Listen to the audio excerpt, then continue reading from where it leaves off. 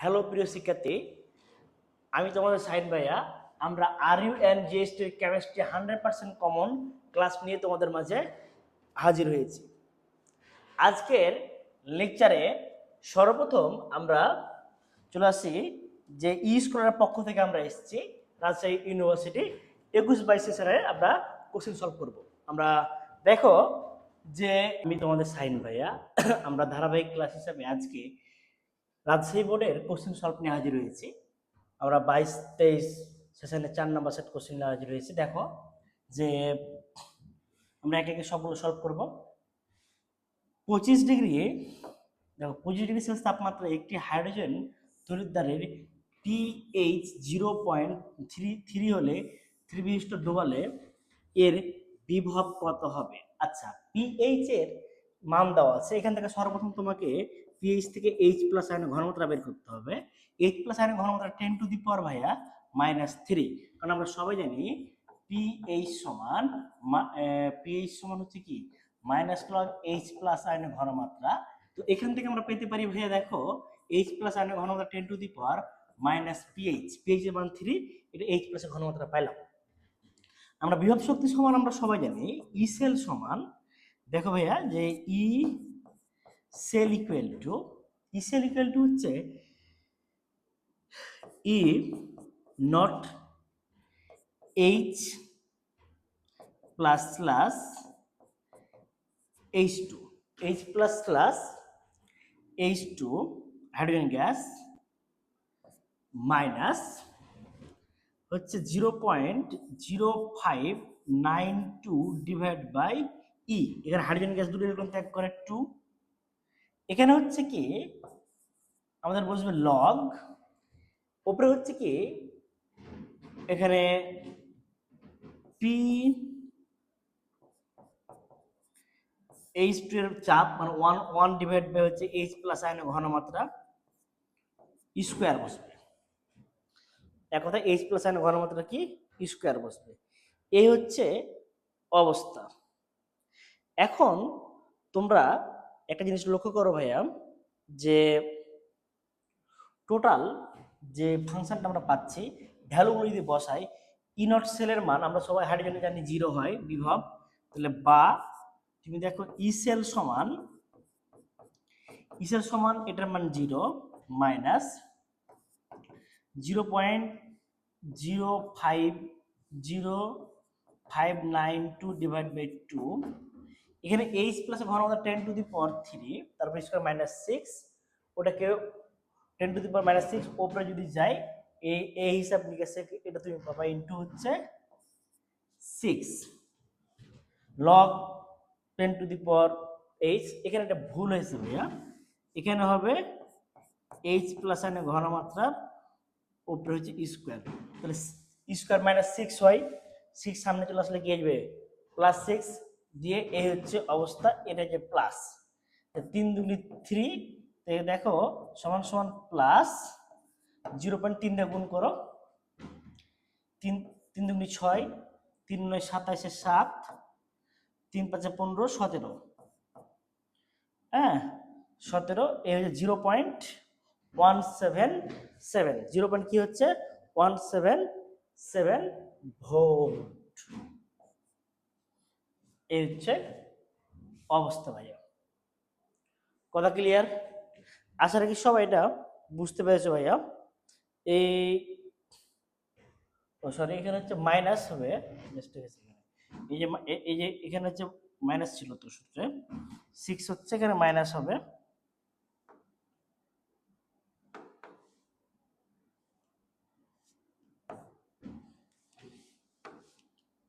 Minus, তাহলে answer হচ্ছে এটা ভাইয়া। দেখো এটা অ্যান্সার।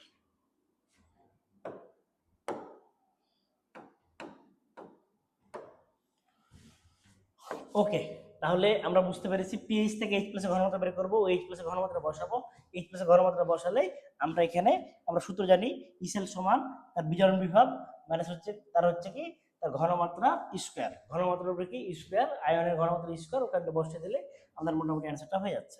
আচ্ছা, তারপরে চলে আসো ভাইয়া যে 3 নাম্বার 3 নাম্বার হচ্ছে আমাদের এখানে ছিল কি দেখো, সিলভার নাইট্রেট দ্রবণে 1.50 মিলিঅ্যাম্পিয়ার তড়িৎ প্রবাহ কত সময় মিনিট ধরে চালনা করলে ক্যাথোডে 3.02 হচ্ছে মিলিগ্রাম সিলভার সঞ্চিত হবে। এখানে দেখো সিলভার নাইট্রেট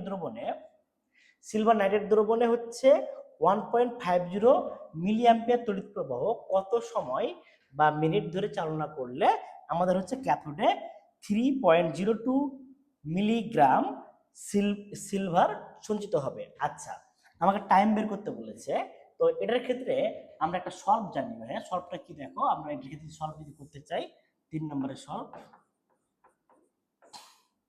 3 নম্বরের সলভটা দেখো ভাইয়া, এই জায়গাতে আমরা যেটা করতে পারি সেটা হচ্ছে W সমান m IT by EF, W সমান MIT বাই EF। আচ্ছা ফাইন, MITF করার পর আমরা এখান থেকে কি করতে পারি, বা T সমান WEF divide by MI। W এখানে কিন্তু মিলিগ্রামে আছে, আমরা এটাকে কিসে নিয়ে নেবো ভাইয়া, গ্রামে নিয়ে নিব। আচ্ছা, মিলিগ্রামে আছে, তো W ইন্টু আর ওটা মিলি অ্যাম্পিয়ার আছে, তাহলে এখানে দেখো আয়ো মিলি অ্যাম্পিয়ার আছে, মিলি মিলি কাটা যেতে পারে, তুমি এখানে রাখতে পারো ডাব্লুটা সমান কি লিখতে পারো, যে মিলিগ্রাম 0.02 ইন্টু 10⁻³ গ্রাম করলে ডাব্লু ই এর মান, সিলভার একটা ইলেকট্রন ত্যাগ করে 1 ই এর মান, আর হচ্ছে কি এফ হচ্ছে কত ভাইয়া, 96,500, 96,500 ডিভাইড বাই এম হচ্ছে 108।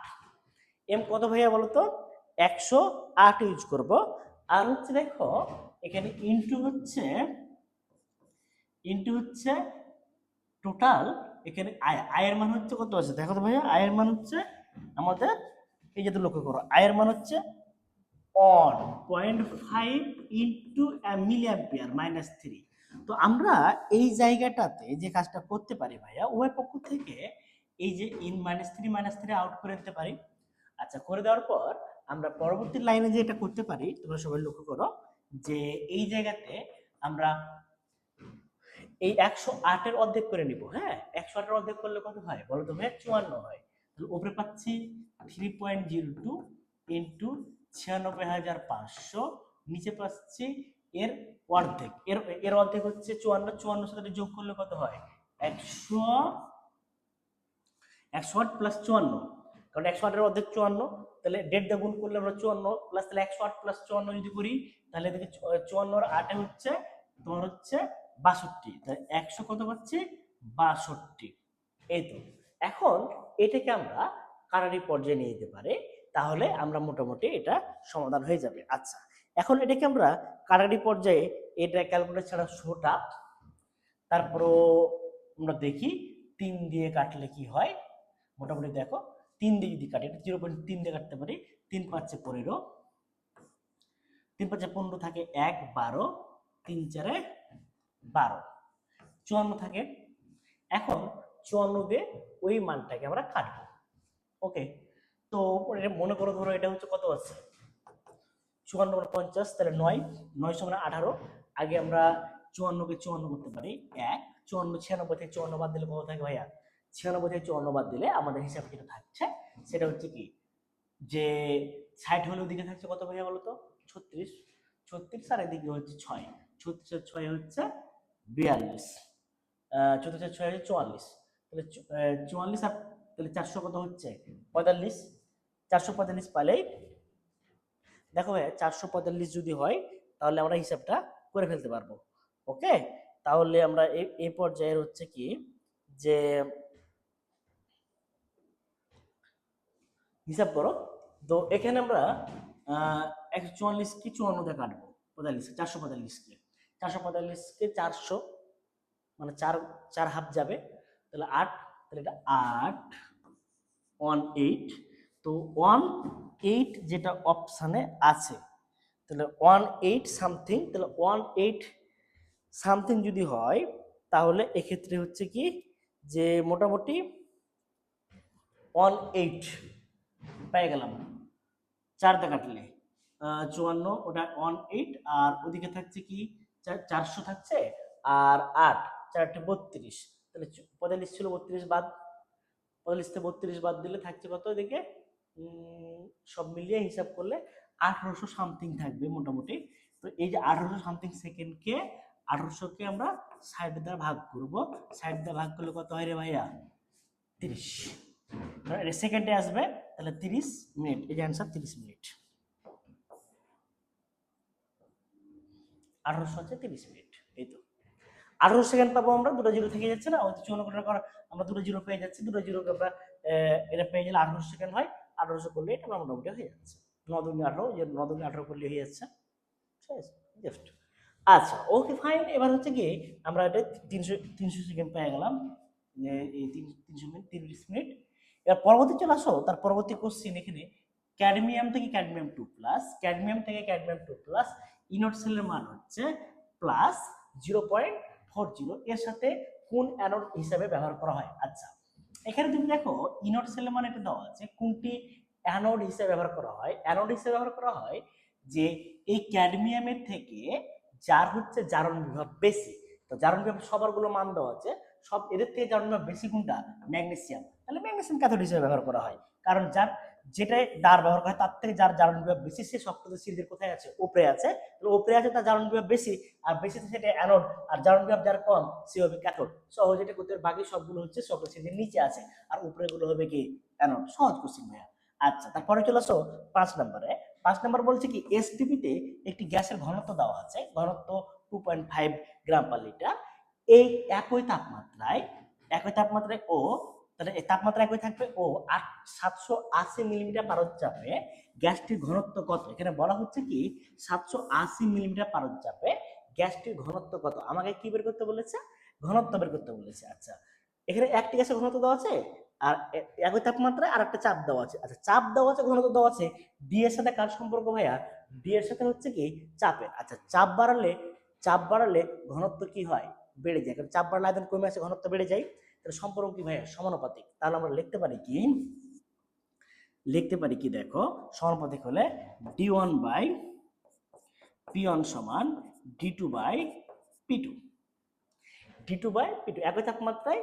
তাহলে দেখো এসটিপি একটি গ্যাসের ঘনত্ব দেওয়া আছে, এসটিপিতে চাপ কত, এসটিপিতে চাপ হচ্ছে 760, তাহলে আমরা d2, তাহলে অতএব লিখতে পারি কি দেখো যে d2 সমান d1 p2 divide by p1। আচ্ছা ওকে ফাইন, d1 কত আছে ভাইয়া, d1 হচ্ছে 2.5, ওকে ফাইন, এখানে p2 কত ভাইয়া 780 ডিভাইড বাই 760, আমরা সুন্দর করে কাটলাম, 78কে 76 কাটলে এটা কিন্তু জাস্ট কি হচ্ছে 1 পয়েন্ট সামথিং হচ্ছে, 1 পয়েন্ট সামথিং মানে কি 2.5 এর থেকে একটু কি হবে বেশি, 2.5 একটু বেশি একটাই আছে, সো এটা অ্যানসার, ভাই করাই লাগবে না, 2 পয়েন্ট মানে দেখো এটা 1 পয়েন্ট সামথিং মানে 2.5 থেকে 1 পয়েন্ট সামথিং, কারণ যদি ওপরে কি থাকতো 76, নিচে থাকতো কম, তাহলে অ্যানসার হতো এই চান্স হতো কোনটা, ডি, কথা কি বুঝতে পেরেছো, অ্যানসার হওয়ার চান্স ছিল কি ডি, কিন্তু অ্যানসার হয়ে গেল কি বলতো সি, কারণ একটু বেশি, এটা 1 পয়েন্ট, এই যে এই মানটা হচ্ছে কি 76 কাটলে 1.0, ওর 20 থাকবে 200, 0 হচ্ছে কি যে মোটামুটি 2 এরকম হবে, ওটা এক গুণ করলে আমরা এই মানটা পেয়ে যাচ্ছি, খুব সহজ ভাইয়া। Okay thank you. তাহলে এবার চলে আসো তারপরে 6 নাম্বার কোশ্চেন। 6 নাম্বার কোশ্চেন হচ্ছে কি যে 100 মিলিমিটার পারদ 100 মিলিমোল জলীয় দ্রবণে কোনটির পিএইচ সবচেয়ে বেশি। আচ্ছা পিএইচ কোনটার বেশি হবে এটা বুঝবো কিভাবে, আচ্ছা পিএইচ বেশি কি ক্ষারীয় দ্রবণে, আমাদের সবগুলো ঘনমাত্রা সেম দেওয়া আছে, দেখতে হবে কোনটা ক্ষারীয় লবণ। আচ্ছা লবণ কোনটা ক্ষারীয় কোনটা অম্লীয় আমরা চিনবো কিভাবে, আচ্ছা খুব মজার বিষয় আছে, একটা জিনিস মাথায় রাখবা, লবণের দুটো অংশ রয়েছে, একটা ক্যাটায়ন আর একটা অ্যানায়ন, সবসময় মনে রাখবা ক্যাটায়ন আসে ক্ষার থেকে এবং অ্যানায়ন আসে অ্যাসিড থেকে। এই যে ম্যাগনেসিয়াম সালফেট লবণটা, এটা এসে ম্যাগনেসিয়াম হাইড্রোক্সাইড, ম্যাগনেসিয়াম কি থেকে এসছে, ম্যাগনেসিয়াম হাইড্রোক্সাইড ক্ষার থেকে এসছে, যা একটা স্ট্রং ক্ষার, আর এটা এসছে কি সালফিউরিক অ্যাসিড থেকে, যা স্ট্রং হচ্ছে একটা অ্যাসিড। তাহলে স্ট্রং ক্ষার এবং স্ট্রং অ্যাসিড তাহলে বিক্রিয়া করে লবণটা সবসময় হবে নিরপেক্ষ। আচ্ছা এখানে সোডিয়াম ক্লোরাইড সেম, এটা এসছে ভাইয়া সোডিয়াম হাইড্রোক্সাইড তীব্র ক্ষার থেকে, এটা HCl থেকে এসে তীব্র অ্যাসিড, একটা তীব্র ক্ষার এই তীব্র অ্যাসিডের বিক্রিয়ায় এই লবণটা হচ্ছে নিরপেক্ষ। আচ্ছা, তারপরে আছে দেখো অ্যামোনিয়াম ক্লোরাইড। অ্যামোনিয়াম ক্লোরাইডের ক্ষেত্রে এই যে অ্যামোনিয়াম হাইড্রোক্সাইড থেকে এটা এসছে, অ্যামোনিয়াম হাইড্রোক্সাইড একটা দুর্বল ক্ষার এবং HCl একটা হচ্ছে সবল অ্যাসিড। তো একটা কথাই আছে, জোর যার মুলুক তার, কেমিস্ট্রি ভাষায়, যার জোর বেশি তার মুলুক বেশি। কারণ হচ্ছে এখানে অ্যাসিড ক্ষারের বিক্রিয়ায় যে বেশি তীব্র তার প্রকৃতি তেমন, যেহেতু এখানে ক্ষারটা দুর্বল আর অ্যাসিডটা হচ্ছে কি স্ট্রং, তাহলে এই লবণটা হবে অম্লীয়, লবণটা হবে কি অম্লীয়। এবং দেখো সোডিয়াম কার্বনেট, সোডিয়াম কার্বনেট হচ্ছে এখানে সোডিয়াম হাইড্রোক্সাইড থেকে এসছে, আর কার্বনেট হচ্ছে কি H2CO3।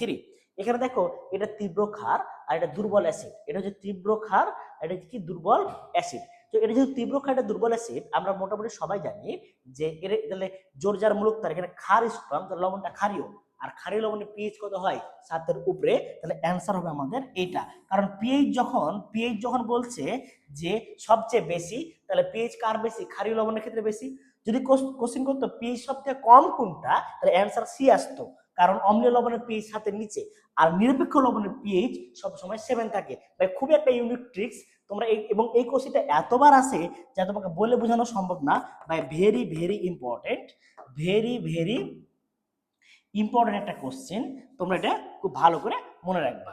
ওকে ভাইয়া, তারপরে কোশ্চেনে চলে আসো যে 7 নম্বর কোশ্চেনটা এখানে চলে আসো যে 28 গ্রাম নাইট্রোজেন, কত গ্রাম নাইট্রোজেন? 28 গ্রাম নাইট্রোজেন, 44 গ্রাম কার্বন ডাইঅক্সাইড, 32 গ্রাম মিথেন রয়েছে, মিশ্রণের মোট চাপ কত দেওয়া আছে?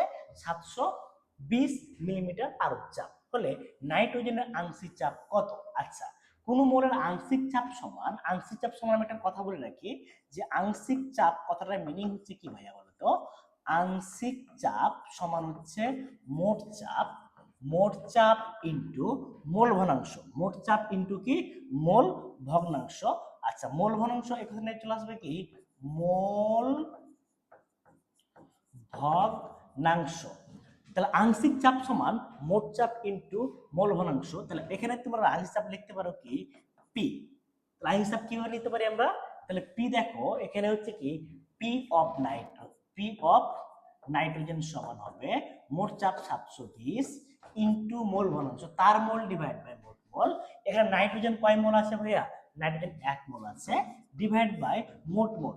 আচ্ছা, এটা হচ্ছে 28 দিয়ে ভাগ করলে 1 মোল, 40 দিয়ে ভাগ করলে এটা 1 মোল আছে, 1 মোল, এটা হলো 2 মোল, টোটাল আছে ভাইয়া 4 মোল। কত মোল আছে? 4 মোল। এই 720 কে 4 দিয়ে ভাগ, 720 কে কত দিয়ে ভাগ করব? 4 দিয়ে ভাগ করব, তাহলে আমাদের হয়ে যাবে। দেখো 4 দিয়ে ভাগ করলে মোটামুটি আমরা জানি যে এই 36 দুগুণে 72, 18 দুগুণে 36, তাহলে 180 হচ্ছে। এটা কাটলে দেখো তুমি যদি করো 1 থাকে কত ভাইয়া? 4 একে 4, 3 32, 4 8 32, 0, তাহলে 180। তাহলে এখানে সুন্দর করে আমরা পেয়ে যাচ্ছি ভাইয়া 180। 100 কত পাচ্ছি ভাইয়া? 80। এবং দেখো যে 8 নম্বর যে কোশ্চেন রয়েছে অ্যালুমিনিয়াম ক্লোরাইডের কেএসপি, অ্যালুমিনিয়াম ক্লোরাইডের কেএসপি হচ্ছে যে কেএসপি হচ্ছে 727 S⁴ হলে দ্রাব্যতা কত? ভাই হেভি সহজ একটা জিনিস, আমাদের এখানে অ্যালুমিনিয়াম ক্লোরাইড আছে, এটাকে আয়নিত করলে কি হয়? অ্যালুমিনিয়াম 3+, অ্যালুমিনিয়াম কি হয় ভাইয়া? 3++, 3 ক্লোরিন মাইনাস। তো এখানে ক্ষেত্রে আমরা কি পাচ্ছি ভাইয়া? দেখো যে এটা যদি কেএসপি নির্ণয় করা হয়, এটা কেএসপি হচ্ছে যে তাহলে অ্যালুমিনিয়াম কি পাচ্ছি ভাইয়া বলো তো? 3+ third bracket into chlorine minus third bracket উপরে কিউব।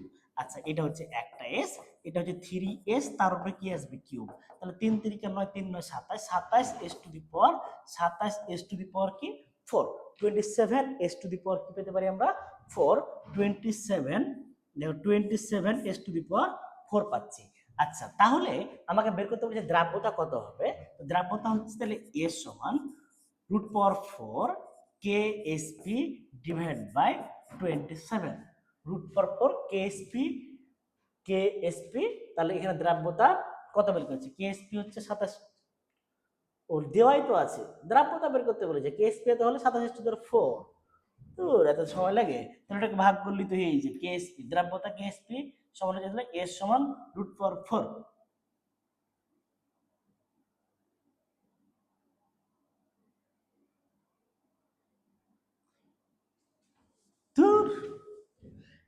কিছুই না, দ্রাব্যতা এস দিতে সূত্রটা পাইছি। তাহলে দেখো দ্রাব্যতা কত বসাইছি আমরা, এস বসাইছি না, অ্যান্সার এটা। এটা কোনো ম্যাথই না, এটা কোনো কোশ্চিনই না, বুঝছো ভাইয়া? জাস্ট এটা হচ্ছে কি যে তোমাকে একটা ধোকা দেওয়ার মতো একটা কোশ্চিন। এখানে কিছুই করতে হবে না, এস এস মিলে যাচ্ছে, তুমি দেখতেই পাচ্ছ 27 কেএসপি। তুমি এখন এই সূত্রটা পাইলা না, তুমি এখন এটা যে এখানে বসাবা। তুমি যদি মনে করো না ভাই করে দেখান, এটা করতে হয় না। তারপরে দেখো যদি মনে করো যে কে 27 S to the power 4 divide by 27 root power 4, 27 কাটা গেল, এস পাওয়ার 4 মানে এস। তাহলে এস সমান এস, তাহলে দ্রাব্যতা কি পাচ্ছি, এস। এই হচ্ছে কথা, উদয় জিনিস এস দিয়ে আমরা শুধু এস দিয়ে ওটা পাইছি, আমাদের দ্রাব্যতা এস। 9 নাম্বার, একটি জ্যামিতিক সমানুর প্রদর্শন করে না। কোনটি জ্যামিতিক সমানুর প্রদর্শন করে না? আচ্ছা ভাইয়া, জ্যামিতিক সমানুর প্রদর্শন করার ক্ষেত্রে কোনটা ইউজ করতে হয়? আমাদের সবসময় মাথায় রাখতে হবে কার্বন কার্বন ডাবল বন্ডে এদিকে এ বি, এদিকে এ বি, এদিকে এ বি থাকলে এখানে must be A not equal to B. A B কখনো সমান হবে না, এ বি ভিন্ন ভিন্ন হতে পারে। আচ্ছা, তাহলে আমাকে ডাবল বন্ড আছে এখানে বি আর এক, এবং একদিকে কখনোই একই রকম হবে না। শর্ত হচ্ছে কি একই কার্বনে দুটো মূলক একই রকম হবে না। এখানে একই কার্বন দুটো মূলক আছে, এটা বাদ। এখানে তুমি দেখো একটা মূলক একটা মূলক ভিন্ন, এখানে একটা মূলক ভিন্ন মূলক, তাহলে এটা অ্যান্সার। আচ্ছা, করে না, এটাও অ্যান্সার, তাহলে এটাও তাহলে যে করে না এটা, তাহলে অ্যান্সার কোনটা, এ। আর করার দরকারই নাই, অ্যান্সার হচ্ছে এ। এটা শর্ত করছে না, তার মানে এটা করছে না, অ্যান্সার হচ্ছে এ। বাকিগুলো দেখার দরকার নাই ভাই, এটা অ্যান্সার। কথা বুঝা গেছে? কারণ শর্ত হচ্ছে কি একই দিকে, খালি এটা মনে রাখবা, কার্বনের দুটি মূলক একই হওয়া যাবে না। কার্বনের দুটি মূলক একই হওয়া যাবে না। কার্বনের দুটি মূলক কখনো কি হওয়া যাবে না, একই হওয়া যাবে না। এই হচ্ছে আমাদের শর্ত। তারপরে চলে আসো ভাইয়া যে 10 number, CH3CHO plus iodine plus sodium hydroxide A plus sodium iodide plus হচ্ছে HCOONA বিক্রিয়াটিতে এ এর আণবিক সংকেত কোনটি? আচ্ছা, এখানে হচ্ছে এটা হচ্ছে ইথানল আয়োডাইড, এটা হচ্ছে আয়োডোমিতি বিক্রিয়া। আয়োডোমিতি বিক্রিয়ার ক্ষেত্রে আমাদের এই জায়গাতে যেটা করতে হবে, সোডিয়াম আয়োডাইড তৈরি হচ্ছে আর এটা জারিত হচ্ছে। আচ্ছা সুন্দর, এখানে যে আয়োডাইড বিক্রিয়ায় CH3, আমরা আয়োডাইড বিক্রিয়া কি বলেছি, CH3 C ডাবল বন্ড ও এই মূলকটা থাকতে হবে। আচ্ছা, এই মূলকটা সুন্দর করে এখানে যাওয়ার পর এই মূলকটা যে CH3CO মূলক আছে, এই যে মূলকটা থাকা লাগবে, এই মূলকের এই অংশটা অ্যাসিডে পরিণত হচ্ছে, আর এই অংশটা আয়োডোফর্ম তৈরি করবে। আয়োডোফর্ম, এখানে আয়োডোফর্ম কোনটা ভাইয়া, ডি। অ্যান্সার ডি ভাই, আয়োডোফর্ম। আয়োডোফর্ম মানে কি, ক্লোরোফর্ম। সহজ বিক্রিয়া ভাইয়া, এই যে বিক্রিয়া যদি কমপ্লিট করতে চাও তাহলে দেখো যে CH3 C ডাবল বন্ড ও H plus iodine plus sodium iodide, এটাকে হ্যালোফর্ম বিক্রিয়া বলে। কি বিক্রিয়া বলে, হ্যালোফর্ম বিক্রিয়া। হ্যালোফর্ম বিক্রিয়া দেওয়ার শর্ত হচ্ছে কি CH3CO মূলক থাকবে, এখানে এই অংশটা জারিত হয়ে সরাসরি কি তৈরি করবে, এই সোডিয়াম NaO আছে না, এই অংশটা যুক্ত হয়ে যাবে, HC ডাবল বন্ড ও Na, তাহলে এটা পাই যাচ্ছি। আর এই সোডিয়াম আর আয়োডিন দিয়ে তৈরি করবে কি, সোডিয়াম আয়োডাইড। আর বাকি যে CH3CO মূলকটা থাকছে, CH3 মূলক, এটা এখানে আয়োডিন দ্বারা বিক্রিয়া করে CH3 আর CH3 আয়োডোফর্ম বিক্রিয়া তৈরি করছে। কি বিক্রিয়া তৈরি করছে, আয়োডোফর্ম। এটা হচ্ছে আয়োডোফর্ম। হ্যালোফর্ম বিক্রিয়াটা তৈরি করছে আয়োডোফর্ম। তাহলে এটা হচ্ছে হ্যালোফর্ম বিক্রিয়াতে আয়োডোফর্ম তৈরি করছে, এই হচ্ছে। আর হ্যালোফর্ম বিক্রিয়া কারা দিতে পারবে, শুধুমাত্র যাদের CH3CO মূলক রয়েছে এবং যে সকল অ্যালকোহল জারিত হয়ে আমাদের CH3CO মূলকটা সৃষ্টি করতে পারে, একমাত্র সে সকল অ্যালকোহল দিতে পারে। তবে অ্যালডিহাইডের মধ্যে CH3CO মূলক থাকা লাগবে। আর এটা একমাত্র দিতে পারে, অ্যালডিহাইডের মধ্যে ইথানল, হ্যালোফর্ম বিক্রিয়া। এবং কিটোনের মধ্যে সকল কিটোন 2 ভাই, কথাটা মনে রাখবে তাহলেই হবে। 11 নম্বর দেখো, বেনজিন বলয়ে কোন গ্রুপটি উপস্থিত থাকলে ঋণাত্মক মেসোমারিক ফল ঘটতে পারে? আচ্ছা, বেনজিন বলয়ে কোন মূলকটি উপস্থিত থাকলে ঋণাত্মক মেসোমারিক ফল হতে পারে। আচ্ছা, ঋণাত্মক মেসোমারিক ফল হওয়ার শর্তটাই হচ্ছে কি যে কোনটি ঋণাত্মক মেসোমারিক ফল হবে। আচ্ছা, এটা কি দেখো তো, কার্বন মেসোমারিক ফল হওয়ার শর্ত হচ্ছে পাই বন্ধন থাকতে হবে, পাই বন্ধন থাকতে হবে। আচ্ছা, পাই বন্ধন কোথায় আছে? মেসোমারিক ফল মানে মেসোমারিক, শুনুন, মেসোমারিক মানে শুধু পাই বন্ধন, পাই বন্ধন এখানে আচ্ছা, পাই বন্ধন মেসোমারিক ফল কোনগুলো? এখানে তুমি একটা জিনিস রাখবা যে অর্থ আর প্যারা, ঋণাত্মক মেসোমারিক গুলো মেটা দূষককারী, এখানে মেটা দূষক কোনটা আছে আর অর্থ প্যারা। আমি একটা তোমাদের হ্যাপি ইউনিক শিখাই দিচ্ছি ভাইয়া, শোনো। তুমি যদি এটা কোশ্চেন বুঝতে যদি না পারো, আমরা সবাই জানি সিগমা বন্ধন যুক্ত একক বন্ধন যুক্ত গুলো, একক বন্ধন যুক্ত একক বন্ধন যুক্ত অর্থ প্যারা দূষককারী, আর পাই বন্ধন যুক্ত মেটা। অপশনের মধ্যে, চারটা অপশনের মধ্যে কোনগুলো একক বন্ধনে পড়ছে, মানে একটা ব্যতিক্রম কোনটা, ওটা অ্যান্সার। যেমন এখানে দেখো টেকনিকটা, তুমি যদি মনে করো এগুলো কিছুই জানো না, তুমি বুঝবোই না কিছু, তাও অর্থপ্যারা নির্দেশকের মেসোমারিক, আইসোমারিক, তারপর আবেশি ফল কোনটা অর্থপ্যারা কোনটা মেটা নির্দেশকারী, সবই অ্যান্সার করতে পারবা। আমি সাইন ভাই তোমাকে শিখাই দিচ্ছি, টেকনিকটা শুনো। এখানে দেখো CH3 না NH2, এই যে NH2 সবগুলো একক বন্ধনে আছে, NHH এটা একক বন্ধন যুক্ত আছে, CH3 পাই বন্ধন রয়েছে, OH এটাও একক বন্ধনে আছে, ইথার এটাও একক বন্ধন, একমাত্র এটাই হচ্ছে পাই বন্ধন যুক্ত। তাহলে অ্যান্সার একটা, যদি অপশনে 3টা পাই বন্ধন যুক্ত থাকে, একটা পাই বন্ধন বিহীন থাকে, তাহলে অ্যান্সার চোখ বন্ধ করে ওটা হবে। মানে একই এই অর্থপ্যারা নির্দেশককারী, তুমি যদি এই টেকনিকটা ফলো করতে পারো, sign by personal technique, guaranteed কখনোই তোমার ভুল হবে না। তুমি যদি ভুলেও যাও কোনটা অর্থপ্যারা কোনটা মেটা, খালি দেখবা অপশনে কোনগুলো সিগমা বন্ধন যুক্ত আছে, সবগুলো একক বন্ধন যুক্ত, যদি 3টা থাকে একটা পাই বন্ধন, তাহলে অ্যান্সার পাই বন্ধনটা। যদি অপশন 3টা থাকে পাই বন্ধন যুক্ত, একটা সিগমা বন্ধন যুক্ত মানে একক বন্ধন যুক্ত, তাহলে অ্যান্সার ওইটা। তোমাকে ভাই কোশ্চেন বুঝার দরকার নাই, অ্যান্সার শেষ। কথা কি বুঝতে পেরেছো?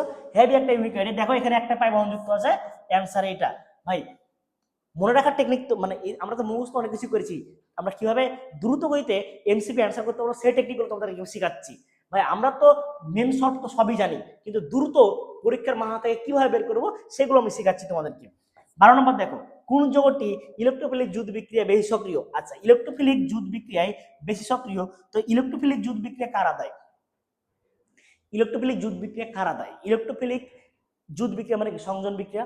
ইলেকট্রোফিলিক সংযোজন বিক্রিয়া দিতে পারে শুধুমাত্র অ্যালকিন এবং অ্যালকাইন। আচ্ছা, এখানে অ্যালকিন এবং অ্যালকাইন যৌগ শুধুমাত্র দিতে পারে। আচ্ছা, এটা বিউটিন আছে, পেন্টাইন 1, পেন্টাইন 2 আর বিউটেন।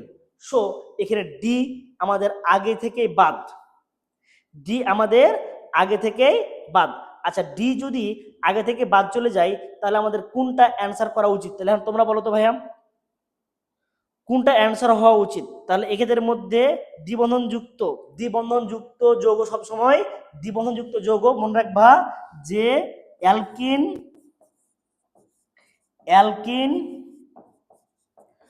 যৌগসমূহ, অ্যালকিন যৌগসমূহ কি যৌগ?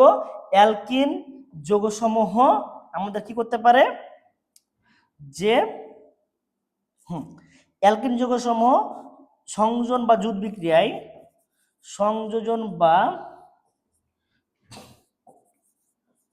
বিক্রিয়ায় অধিক সক্রিয়। অ্যালকিন এই যুদ্ধ বিক্রিয়া অধিক কি হয়? সক্রিয়। তাহলে এখানে অ্যান্সার হচ্ছে কি? বিউটিন। এবার চলে আসে 13 নম্বর, কোন যৌগটি গ্রিনার্ড বিকারকের সঙ্গে বিক্রিয়ায় 3 ডিগ্রি অ্যালকোহল তৈরি করে? একমাত্র কিটোন, কিটোন অ্যালডিহাইডের সাথে বিক্রিয়া 3 ডিগ্রি অ্যালকোহল তৈরি করে। কিটোন কোনটা আছে? ডি। তাহলে অ্যান্সার হচ্ছে ডি। কারণ আমরা সবাই জানি মিথানল 1 ডিগ্রি, মিথানল HCHO থেকে 1 ডিগ্রি অ্যালকোহল পাওয়া যায়। ইথানল CH3CHO থেকে 2 ডিগ্রি অ্যালকোহল, এবং কিটোন CH3COCH3 থেকে 3 ডিগ্রি অ্যালকোহল। মনে রাখবা মিথানল থেকে 1 ডিগ্রি অ্যালকোহল, ইথানল থেকে 2 ডিগ্রি অ্যালকোহল, এবং হচ্ছে কি কিটোন থেকে 3 ডিগ্রি অ্যালকোহল। অ্যান্সার হচ্ছে ডি। আচ্ছা, 14 নম্বর কোশ্চেনে চলে আসো, যৌগগুলোর অরবিটাল সংকর ও অনুর আকৃতি সম্পর্কিত কোন তথ্যটি সঠিক? আমাদের কি বলা হয়েছে? কোন তথ্যটি সঠিক? আচ্ছা, আমাদের এখানে প্রশ্নটা হচ্ছে CH3 sp3 ত্রিভুজাকার, no CH4 methane চতুস্থলকীয়, ভুল কথা। এবং দেখো পানি sp3 কথা ঠিক আছে, বিকৃত চতুস্থলকীয়, আচ্ছা ওকে ফাইন। তারপর দেখো BH3 বাট সরলরেখা, এটা ভুল কথা, আর sp2 ত্রিভুজাকার হয়। sp3 দেখো NH3 এবং হচ্ছে কি এটা বর্গাকার, তাহলে এটা হচ্ছে কি বলছে বর্গাকার, না এটা ভুল কথা। তাহলে রাইট কোনটা, এটাকে বিকৃত চতুস্থলকীয় বলা হয়, কারণ এটা হচ্ছে উল্টা ভি আকৃতি হিসাবে sp3 সংকরায়ন। sp3 সংকরায়ন কি হওয়ার কথা, sp3 সংকরায়ন হচ্ছে আমাদের এর চতুস্থলকীয় হওয়ার কথা, কিন্তু এটা মুক্তজোড় ইলেকট্রন প্রভাব থাকার কারণে এটা কি হচ্ছে বিকৃত চতুস্থলকীয় হয়, এটা হচ্ছে কি বিকৃত চতুস্থলকীয়। তাহলে অ্যান্সার হচ্ছে কি পেলাম আমরা, বি। এবার চলে আসো 15 নম্বর, কোন অবলক্ষার যুগল বাফার দ্রবণ নয়। আচ্ছা বাফার দ্রবণ হতে হলে শর্ত কি বলেছিলাম, বাফার দ্রবণের শর্তকে মনে রাখবা যে দুর্বল অ্যাসিড প্লাস তার লবণ বা অনুবন্ধী ক্ষার, তার অনুবন্ধী কি হবে ক্ষার বা লবণের আয়ন। আচ্ছা দুর্বল অ্যাসিড কোথায় আছে, এক অম্লকার যুগল বাফার দ্রবণ, দুর্বল অ্যাসিড বা ক্ষার হতে পারে, এখানে দুর্বল অ্যাসিড বা ক্ষার, এটা ইথানিক অ্যাসিড দুর্বল অ্যাসিড, এবং তার হচ্ছে কি সোডিয়াম ইথানেট তার লবণ, কথা রাইট, এটা বাফার দ্রবণ। সোডিয়াম বাইফসফেট এবং সোডিয়াম Na2, সোডিয়াম হচ্ছে ফসফেট, সোডিয়াম হাইড্রোজেন ফসফেট, আর সোডিয়াম হচ্ছে বাইফসফেট। সোডিয়াম হাইড্রোজেন ফসফেট থেকে এখানে একটা প্রোটন কি করেছে, এটা হচ্ছে কি অম্লীয় দুর্বল, এখান থেকে বাইফসফেট আয়ন চলে আসছে। সোডিয়াম কার্বনেট আয়ন থেকে এই যে এখানে তার উৎপন্নকারী লবণ নাই, কিন্তু এটা দেখো তার উৎপন্নকারী লবণ নাই, এখানে হতে হবে কি যে এটা কার্বনিক অ্যাসিড যদি থাকতো তাই অ্যান্সার এটা হতো, আর এটা অ্যামোনিয়াম ক্লোরাইড থেকে অ্যামোনিয়া, এখানে H+HCl অ্যাসিড গ্রহণ করেছে, তাহলে অ্যান্সার হচ্ছে কি ভাইয়া সি। কারণ আমি বলেছি কি তার উৎপাদনকারী লবণ হতে হবে, তার উৎপাদনকারী লবণ। দুর্বল অ্যাসিড বা ক্ষারের সাথে দুর্বল অ্যাসিড অবলিক দুর্বল ক্ষার, দুর্বল অ্যাসিড অবলিক দুর্বল ক্ষারের সাথে তার উৎপাদনকারী লবণ বা অনুবন্ধী ক্ষার। তাহলে এখানে হচ্ছে সোডিয়াম কার্বনেট প্লাস হচ্ছে কার্বনিক অ্যাসিড হওয়া লাগতো, ওটা না হয়ে অন্যটা হয়েছে, তার উৎপাদনকারী লবণ আছে, সো এটা হবে না। আচ্ছা 16 নম্বর চলে আসো, 16 নম্বর কোশ্চেনটা কি আছে দেখো, 16 নম্বর কোশ্চেনটা হচ্ছে এখানে যে 16 নম্বর কোশ্চেন হচ্ছে ethanoic acid plus sodium hydroxide বিক্রিয়া করলে পানি এবং সোডিয়াম ইথানেট পাওয়া যায়।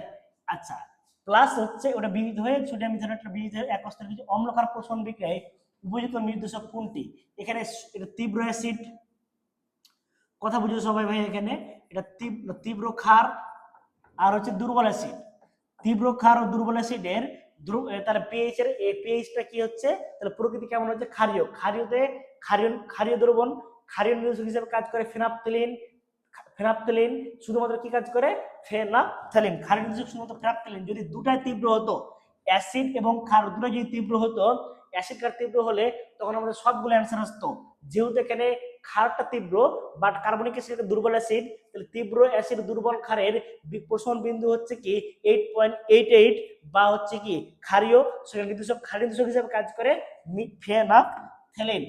যদি দুটাই তীব্র হতো তাহলে অ্যান্সার হতো সবগুলো।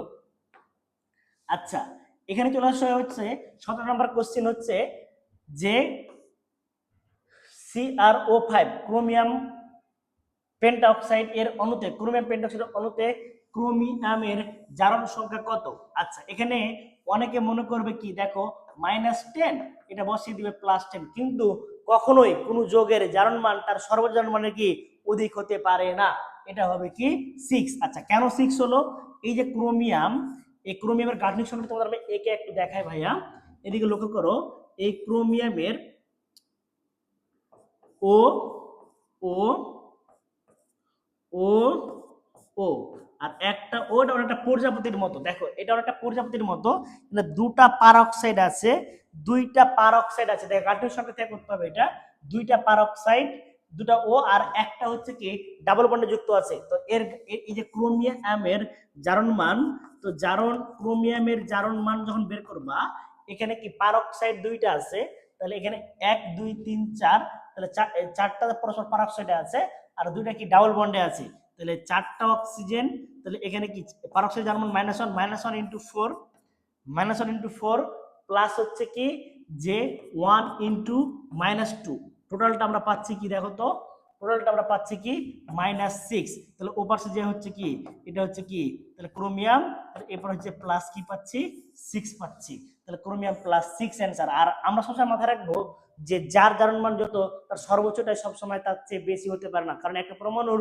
বহিঃশক্তি স্তরের থেকে কখনোই বহিঃশক্তি স্তরের ইলেকট্রন থেকে কখনোই তার জারণ মান বা বেশি হতে পারে না, এখানে ক্রোমিয়াম হচ্ছে +6 হবে। আচ্ছা, Sn2 plus Sn2 plus Sn2 plus,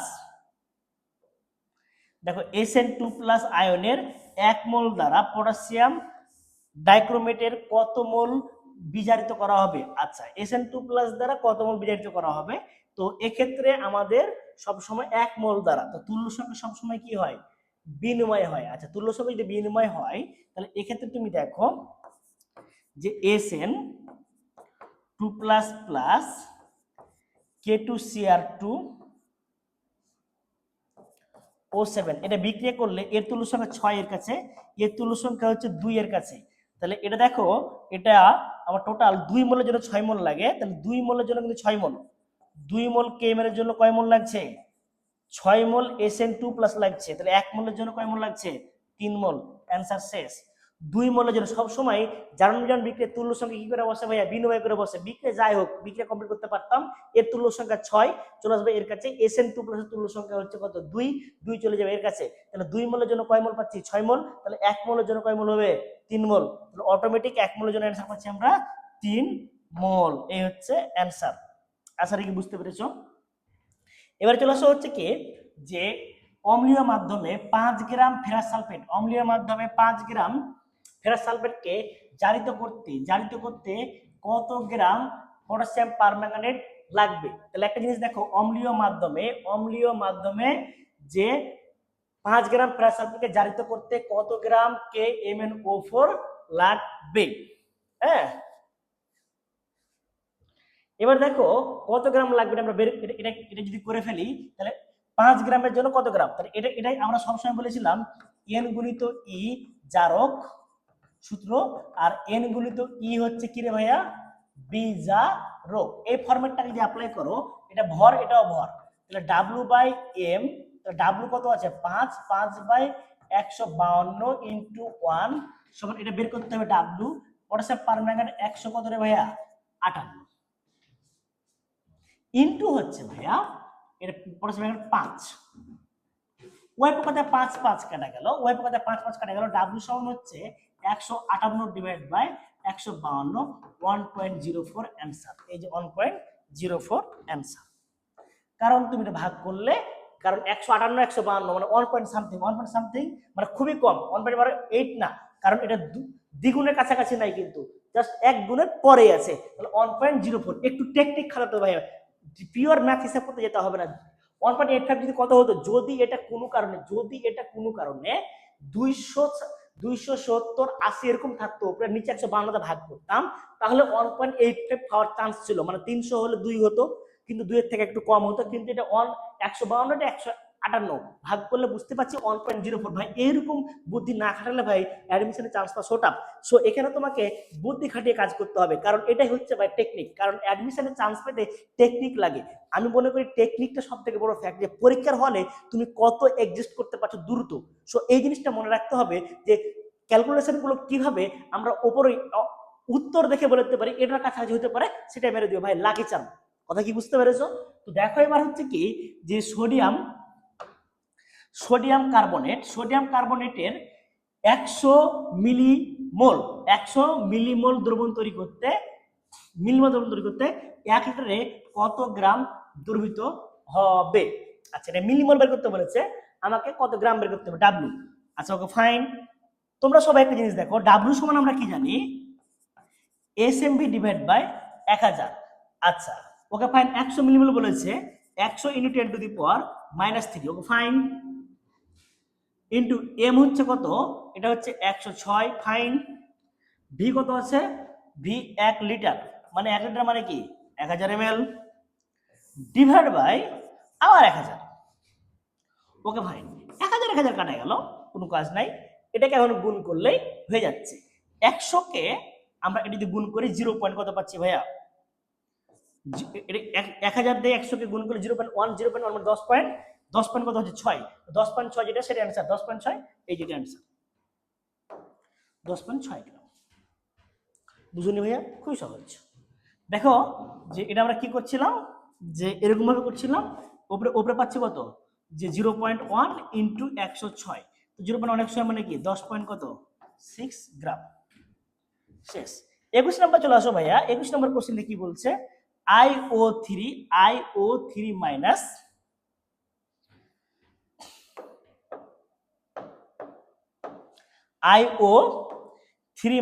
plus হচ্ছে 5I minus plus 6 hydrogen, 3I2 plus হচ্ছে 3H2 পানি বিক্রিটিতে জারণ ঘটেছে কিনা, জারণ ঘটেছে কোনটি আছে, জারণ কোনটি ঘটেছে, যার ইলেকট্রন জারণ সংখ্যা বৃদ্ধি পেয়েছে। এখানে জারণ সংখ্যা কার বৃদ্ধি পেয়েছে, তুমি দেখো এখানে জারণ মান কিন্তু আয়োডিনে কিন্তু -1 ছিল, -1 থেকে এখানে I2 হয়েছে।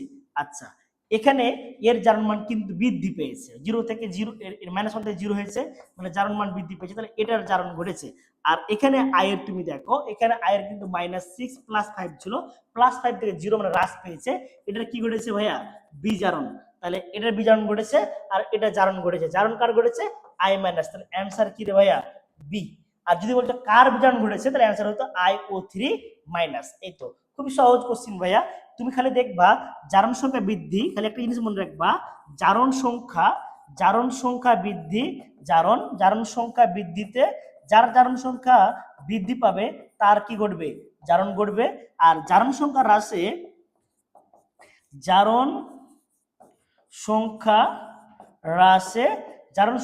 কি ঘটবে, বিজারণ।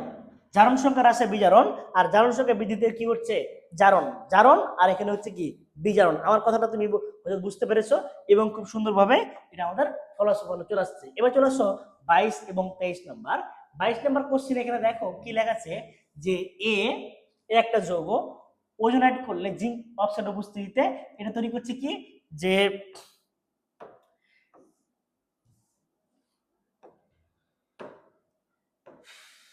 এখানে দেখো যে অ্যালডিহাইড তৈরি করছে কিটোন, আর এখানে তৈরি করছে 2 কার্বনের অ্যালডিহাইড। অ্যালডিহাইড তৈরি অবশ্যই অ্যালকিন। আমরা সবাই জানি অ্যালকিনকে জারণ করলে, কাকে জারণ করলে, যে অ্যালকিনের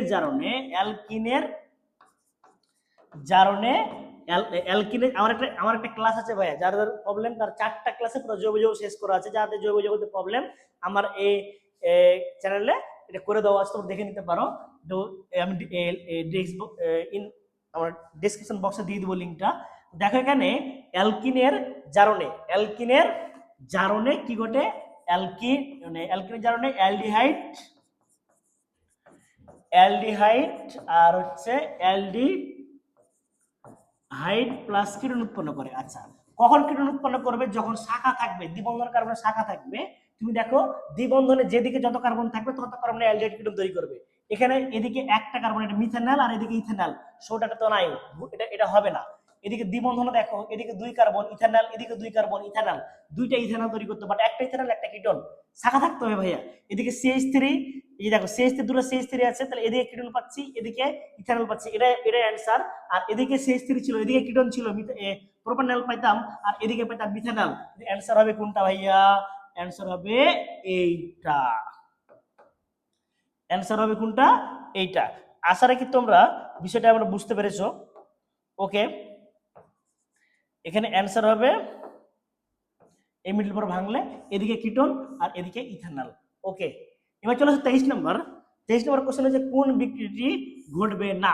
আচ্ছা, কোন বিক্রিয়াটি ঘটা সম্ভব নয়। এখানে Ag প্লাস, এটা হচ্ছে কি, যে Ag প্লাস দ্বারা নিকেল, তো Ag প্লাস ইলেকট্রন কি করছে, গ্রহণ করছে, নিকেল ত্যাগ করছে। নিকেল সিরিজের উপরে আছে আর Ag সিরিজের নিচে আছে, সো এই কি করবে, গ্রহণ করবে আর এই দিবে। কথা ঠিক আছে, ঘটবে। হাইড্রোজেন প্লাস ম্যাগনেসিয়াম থেকে ম্যাগনেসিয়াম ইলেকট্রন দিবে, ম্যাগনেসিয়াম জারণ ঘটেছে আর হাইড্রোজেন ইলেকট্রন গ্রহণ করে বিজারণ ঘটেছে। কথা সত্য, কারণ সিরিজের উপরে যে তার জারণ ঘটে, সিরিজের যে নিচে তার বিজারণ ঘটে। এখানে পিবি আর এজি, পিবি সিরিজের উপরে আছে, এজি সিরিজের নিচে আছে, পিবি এই যে ইলেকট্রন দিচ্ছে Pb2+, এই যে বিভক্ত হচ্ছে, কথা সত্য, এটাও রাইট। এসএন আর নিকেল, এসএন এবং টিন আর নিকেল, এসএন দিচ্ছে, নিকেল গ্রহণ করছে। আচ্ছা, সক্রেটিস সিরিজের নিকেল উপরে আছে, এসএন নিচে আছে, কারণ আমরা সবাই জানি কে না কে ম্যাগাইভার, কে না কে ম্যাগাইভার, এলো যেন ফিরে সোনা পাবো হাই। হ্যাঁ, সোনা পাবো হাই। তাহলে দেখো, কে না কে ম্যাগাইভার, এলো যেন ফিকোনি, আয়রনের পর কোবাল্ট নিকেল, ফিকোনি, সোনা পাবো। তাহলে এসের নিচে আছে, নিকেল ওপরে আছে, তাহলে নিকেল ওপরে সোনা নিচে, তাহলে নিকেল দ্বারা জারণ ঘটবে, সোনার বিজারণ ঘটবে, কিন্তু অ্যাকচুয়ালি সোনার মানে টিনের কি ঘটেছে, জারণ আর নিকেল। তাহলে এটা হচ্ছে রং, এটা সম্ভব নয়। সো অ্যান্সার আমাদের হবে কি ডি। ভাই এটা সকল সিরিজ থেকে হবে, যে সিরিজের উপরে থাকবে তার জারণ, যে সিরিজের নিচে থাকবে তার কি ঘটে, বিজারণ। যদি কোনো কারণে ব্যতিক্রম ঘটে তাহলে সেটা সম্ভব নয়।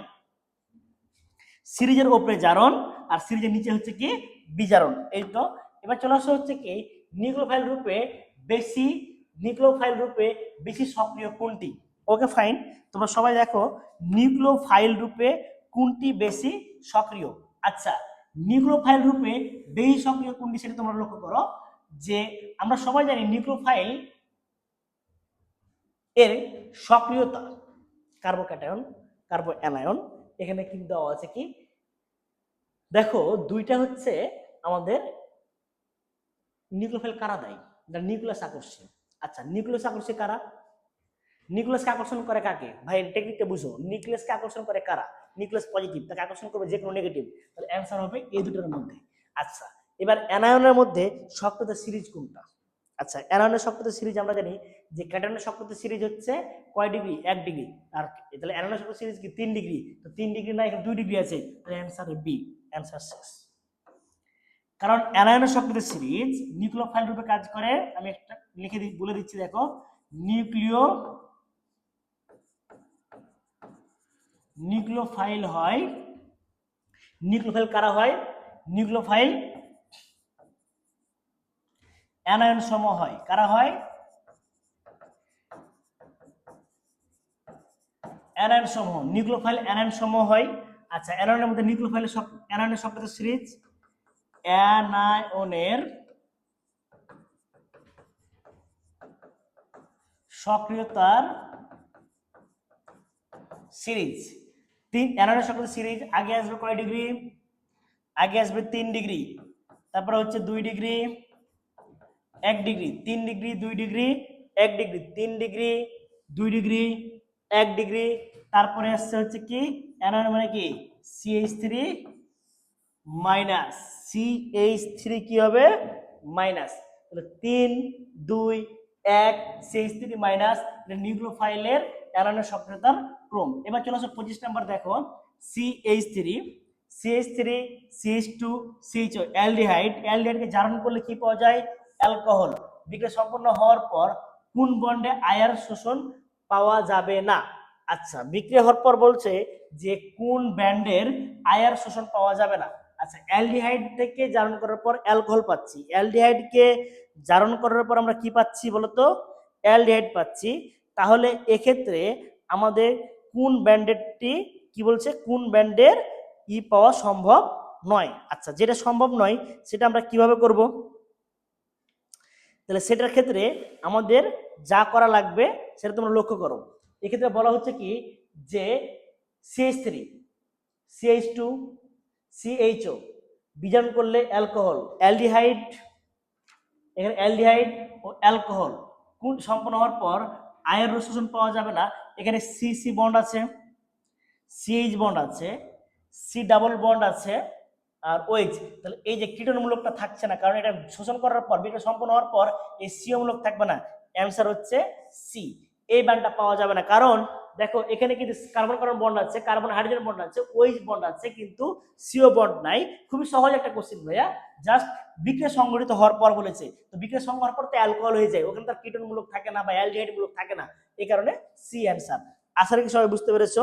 তো ওকে সবাই, এ হচ্ছে আমাদের একটা সালের কোশ্চেন। আমরা দেখো 1 নম্বর কোশ্চেন হচ্ছে কি 0.3 মোলারিটি HCl দ্রবণ প্রস্তুত করার জন্য 1 লিটার আয়তনিক ফ্লাক্সে। তার মানে তুমি একটা জিনিস ধরো, এখানে তোমার আয়তনিক ফ্লাক্স রয়েছে, এখানে এই আয়তনিক ফ্লাক্সে আমরা এই ফ্লাক্সটা হচ্ছে 1 লিটারের, আমরা 1 লিটারে এটা 0.3 মোলারি ঘনমাত্রার 1 লিটার একটা দ্রবণ প্রস্তুত করতে যাচ্ছি।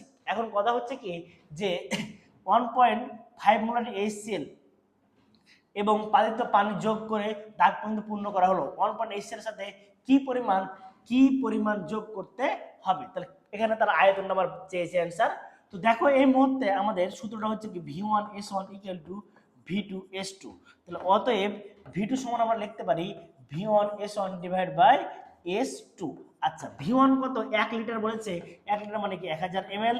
S1 তখন ওই দ্রবণের ঘনমাত্রা করা হয়েছে কত, 0.3। ওই দ্রবণ আগে ঘনমাত্রা ছিল 1.5, এটা কাটলে কত হয় 5, 5 দিয়ে কাটলে কত হয় রে ভাইয়া 200। তাহলে আমার ওই দ্রবণের ঘনমাত্রা কত ছিল না আয়তন কত ছিল ভাইয়া 200 ml। এই হচ্ছে আমাদের তার অ্যান্সার। আশা রাখি তোমরা বুঝতে পেরেছো। সো এখন দেখো আমরা সামনে এগোই যে 2 নম্বর কোশ্চেন, কোন অণুতে সবচেয়ে কম হাইড্রোজেন পরমাণু রয়েছে। আচ্ছা সবচেয়ে কম হাইড্রোজেন পরমাণু কোথায় রয়েছে, আমরা সবসময় জানি অ্যালকাইনে হাইড্রোজেন পরিমাণ কম থাকে, এটা সাইক্লোপ্রোপেন। C6H12, তাহলে এখানে হাইড্রোজেন রয়েছে কয়টা, 12টা।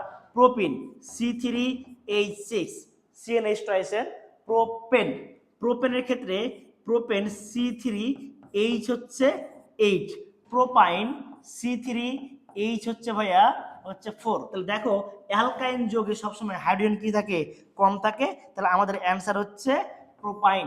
সবসময় মনে রাখবা ভাইয়া অ্যালকাইন যৌগে হাইড্রোজেন পরিমাণ কম থাকে। নোট কথাটা হচ্ছে এরকম যে, নোট করে আমরা কথাটা মনে রাখতে পারি যে অ্যালকাইন যৌগে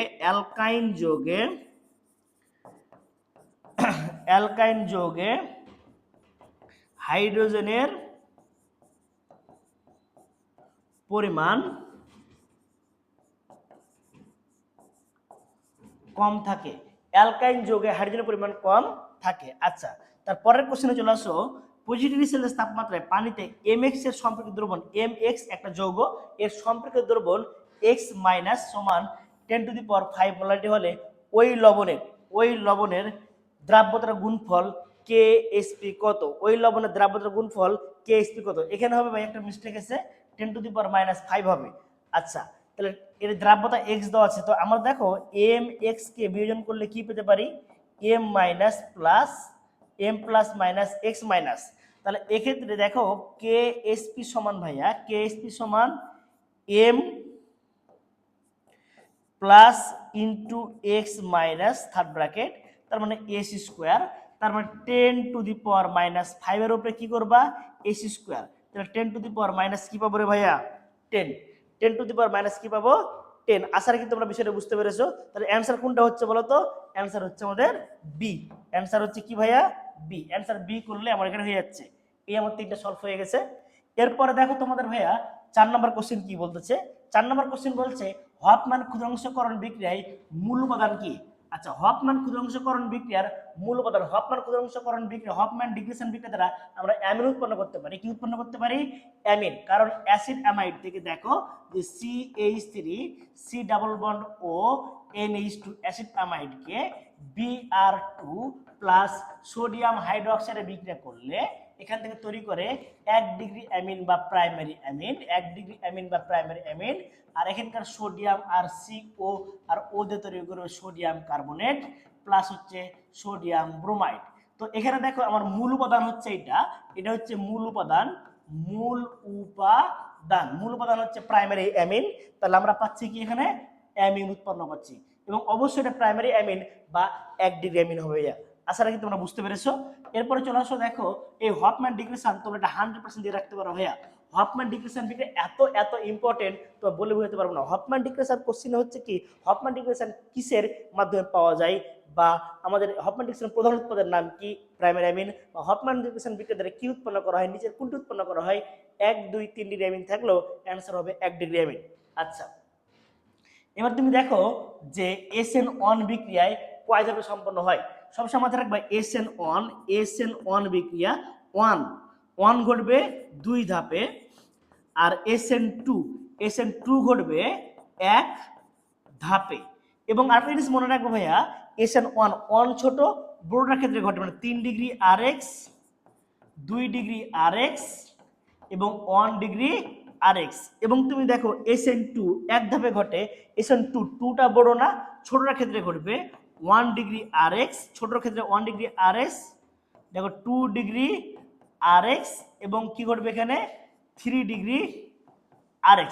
তাহলে এখানে দেখো 3 ডিগ্রি 1 ডিগ্রি 2 ডিগ্রি, তাহলে তাহলে দেখো SN1 1 ছোট বড়টার ক্ষেত্রে ঘটবে 3 2 1, SN2 2 বড় ছোটটার ক্ষেত্রে ঘটবে 1 2 3। এটার পরে কোশ্চেন আসতে পারে। এবং ধাপের ক্ষেত্রে মনে রাখবা 1 দু ধাপে ঘটে, 2 এক ধাপে, বড়টা ছোটটার ক্ষেত্রে, ছোটটা বড়টার ক্ষেত্রে মনে রাখবা। তাহলে SN1 এখানে কয় ধাপে ঘটে, অ্যান্সার হবে 1 ধাপে ঘটে। ওকে, ক্লিয়ার ভাইয়া? এবার চলে আসা হচ্ছে জৈব যোগে আয়ার বর্ণালী দ্বারা শনাক্ত করা হয় কোনটা? আচ্ছা, জৈব যৌগের আয়ার বর্ণালী দ্বারা আমরা কার্যকরী মূলক শনাক্ত করে থাকি। আমাদের আয়ার রশ্মি দ্বারা কি করতে পারি? কার্যকরী মূলক। দেখো আয়ার রশ্মিটা আমাদের মোট 3টা ব্যবহার পড়াইছিলাম তোমাদের, বিশেষ করে এই গুণগত রসায়নে। একটা হচ্ছে চিকিৎসা ক্ষেত্রে ব্যবহার করা হয় আয়ার রশ্মি, জৈব যৌগের কার্যকরী মূলক শনাক্তকরণে, রিমোট কন্ট্রোল বা বিভিন্ন ক্ষেত্রে আমরা আয়ার রশ্মি ব্যবহার করা হয়ে থাকে। তো এখন আমাদের এখানে কার্যকরী মূলক শনাক্তকরণে আয়ার রশ্মি আমাদের কি করি? ব্যবহার করে থাকি। এ হচ্ছে আমাদের খুবই ইম্পর্টেন্ট কোশ্চেন, একটা অ্যান্সার। তাহলে দেখো এরপরে চলে আসো 7 নম্বর কোশ্চেন। আচ্ছা, 7 নম্বর কোশ্চেন বলছে কি, আলোক সক্রিয় দুইটি সমাণু এনানসিওমার একতলীয় আলোতে নিচে কোন ধর্ম প্রদর্শন করে? আচ্ছা, আলোক সমতলীয় তাহলে আলোক সক্রিয় দুটি সমাণু নিলাম এনানসিওমার, যারা যে সকল আলোক সক্রিয় যৌগ পরস্পর প্রতিবিম্ব সৃষ্টি করতে পারে তাদেরকে আমরা এনানসিওমার বলি।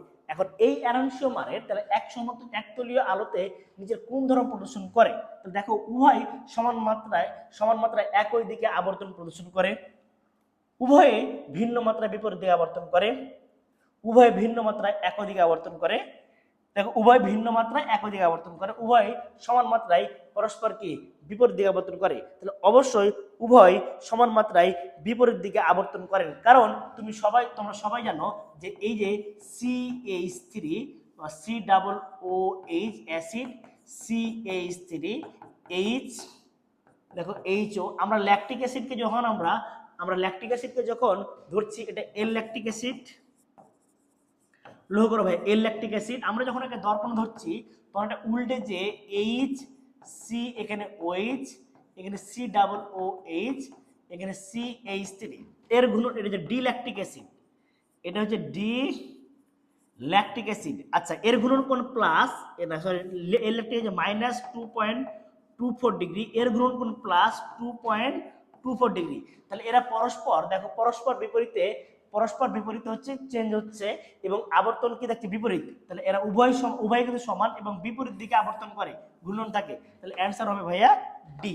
আশা রাখি সবাই বুঝতে পেরেছো, এরা অ্যান্সার হবে ডি। তাহলে এদের আবর্তন পরস্পর বিপরীত দিকে, যেমন এটার আবর্তন হচ্ছে বামবর্তী, এটার আবর্তন হচ্ছে ডানবর্তী। তো দুজনেই সমান ঘূর্ণন ঘটে, শুধু বিপরীত কোনটা হয় বিপরীত, এই তো জাস্ট। এবার চলো 8 নাম্বার, আন্তঃআণবিক এবং অন্তঃআণবিক হাইড্রোজেন বন্ধন গঠিত সম্পর্কিত নিচের কোন তথ্যটি সঠিক?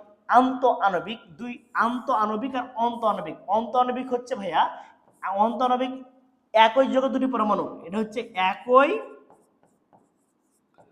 যৌগের অন্ত নিজের ভিতরে, আন্ত দুটো ভিন্নর ভিতরে, তাহলে একই যৌগের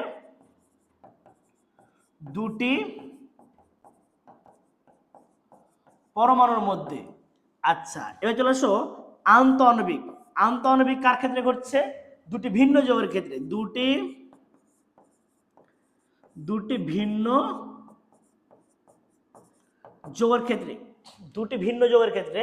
তাহলে দেখো না, আন্তঃআণবিক আর অন্তঃআণবিক হাইড্রোজেন বন্ধন গঠন সম্পর্কিত নিচের কোন তথ্যটি সঠিক?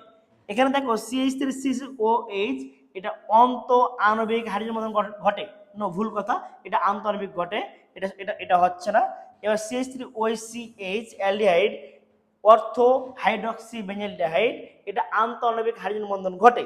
আচ্ছা, তারপর দেখো পানির আন্তঃআণবিক হাইড্রোজেন বন্ধন ঘটে, পানিতে আন্তঃআণবিক হাইড্রোজেন বন্ধন ঘটে, এটাতে অন্তঃআণবিক ঘটে ভাইয়া। এই যে OH আর অ্যালডিহাইড মূলক অন্তঃআণবিক, আর CH3H এর আন্তঃআণবিক হাইড্রোজেন বন্ধন ঘটে। আন্তঃআণবিক এবং অন্তঃআণবিক হাইড্রোজেন বন্ধন সম্পর্কিত নিচের কোন তথ্যটি সঠিক?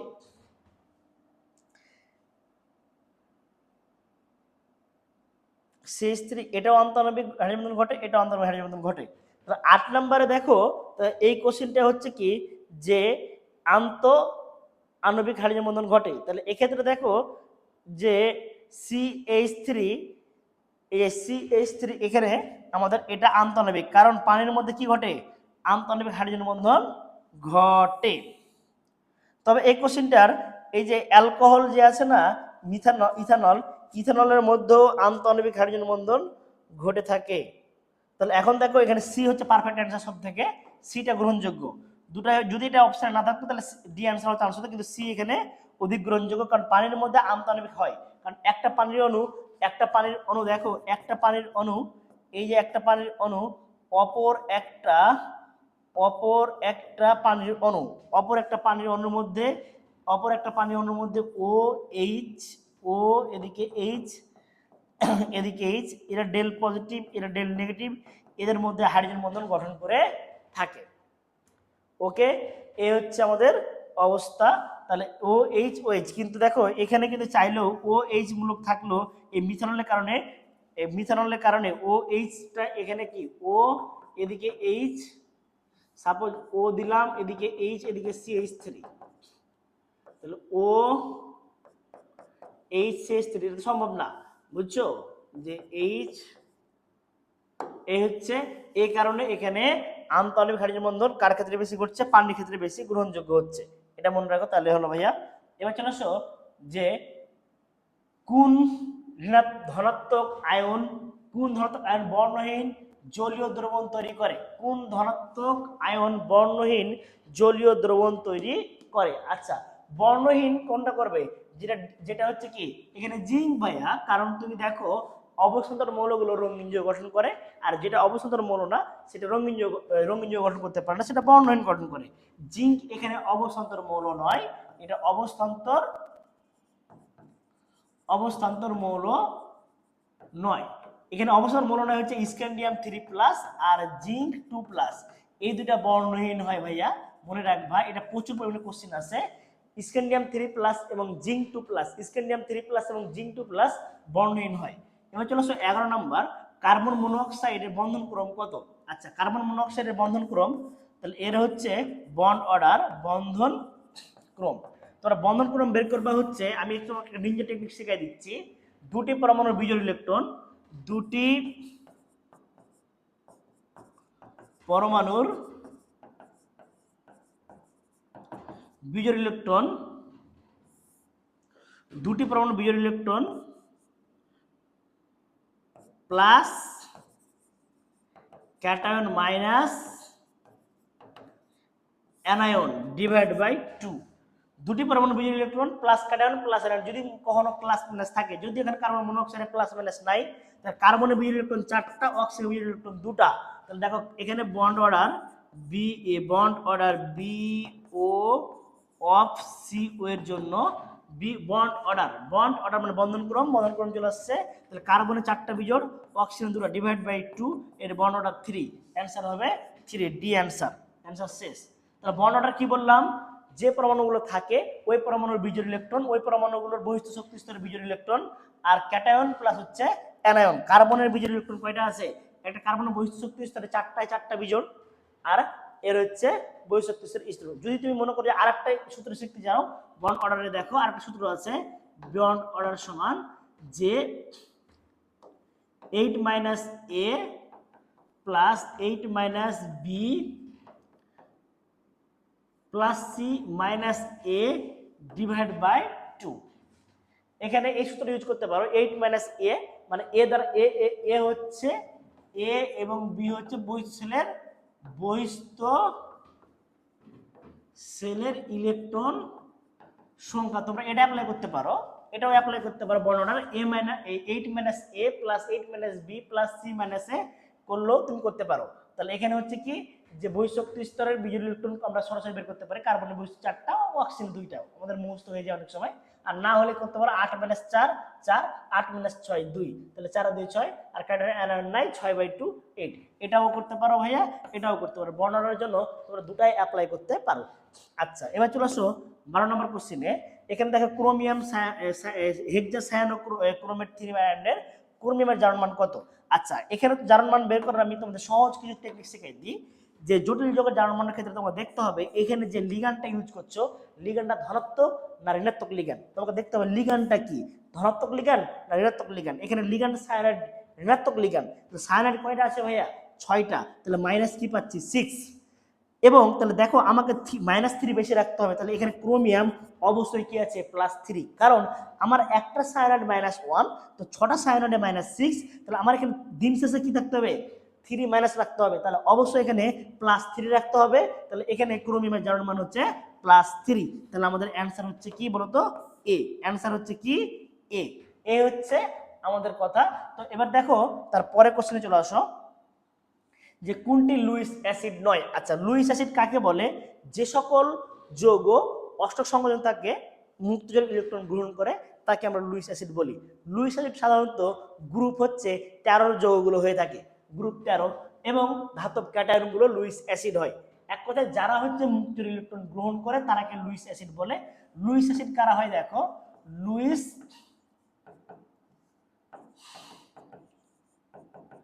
অ্যাসিড হচ্ছে অষ্টক সংকোচন যৌগ ও ধাতব ক্যাটায়ন, এই দুই ধরনের। তাহলে এখানে তুমি দেখতে পাচ্ছ, দেখো ভাইয়া, যে অষ্টক সংকোচন যৌগ হিসাবে এখানে BF3, এটা লুইস অ্যাসিড। আচ্ছা, তারপরে দেখো এটা ধাতব ক্যাটায়ন, এটা ধাতব ক্যাটায়ন কপার, আর এখানে অ্যালুমিনিয়াম, এটা ধাতব ক্যাটায়ন। তাহলে শুধুমাত্র কি সালফার ট্রাইঅক্সাইড এটা হচ্ছে কি ধাতব ক্যাটায়ন নয়, তাহলে এটা একজন লুইস অ্যাসিড। অ্যান্সার হচ্ছে ভাইয়া বি।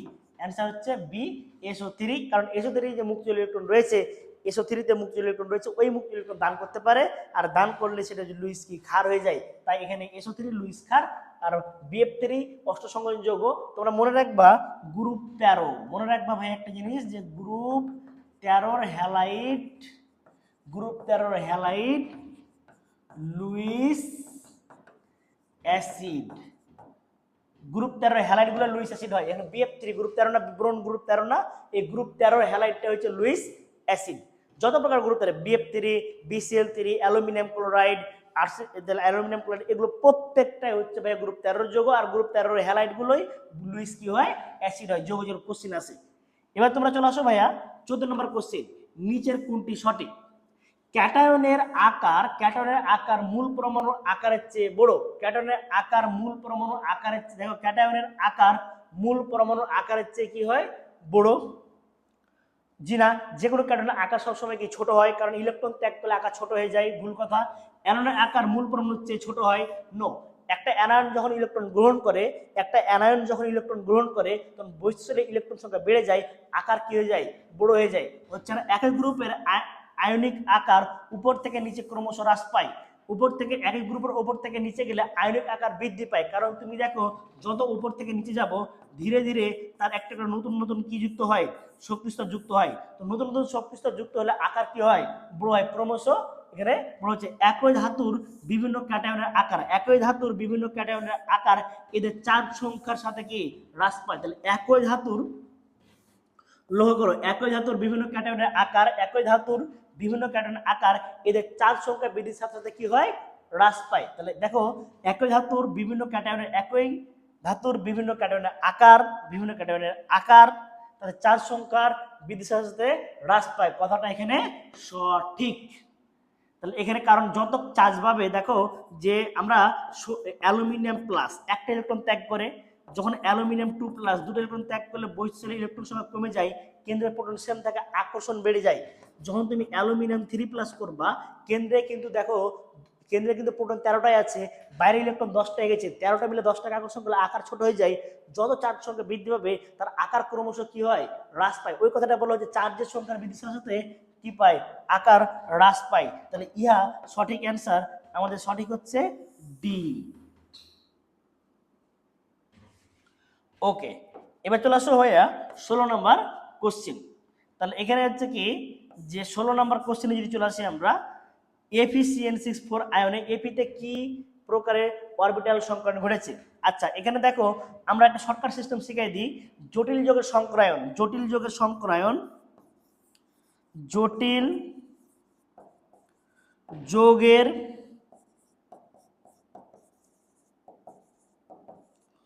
সংকরায়ন ভাইয়া, জটিল যোগের সংকরায়ন হচ্ছে লিগ্যান্ড যত সংকরায়ন নাম্বার তত, মনে রাখবা লিগ্যান্ড যত সংকরায়ন নাম্বার তত, লিগ্যান্ড যত তার সংকরায়ন নাম্বার হবে কি তত। এবং স্ট্রং লিগ্যান্ড থাকলে শক্তিশালী লিগ্যান্ড হলে দেখো শক্তিশালী লিগ্যান্ড হলে ডি আগে,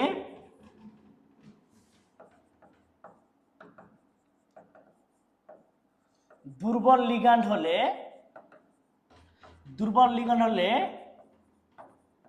ডি পরে। দেখো লিগ্যান্ড 4টা হলে, লিগ্যান্ড যদি হাইব্রিডেশন নাম্বার যদি 4 হয়, লিগ্যান্ড 4 হয়, তাহলে সংকরণ হয় sp3 হবে, না হলে dsp2 হবে, বা কি হতে পারে sp2d।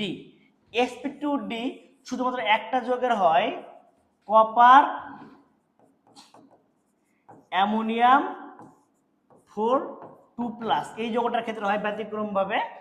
আর যদি হাইব্রিডেশন নাম্বার হয়ে 6 হয়, তাহলে সংকরণ হয় sp3d বা dsp3। যদি স্ট্রং লিগ্যান্ড হয় তাহলে ডি চলে আসবে আগে, আর যদি লিগ্যান্ড কি দুর্বল হয় ডি চলে আসবে পরে। এবার লিগ্যান্ডের সক্রিয়তার ক্রমটা জেনে নাও তোমরা ভাইয়া, যে লিগ্যান্ডের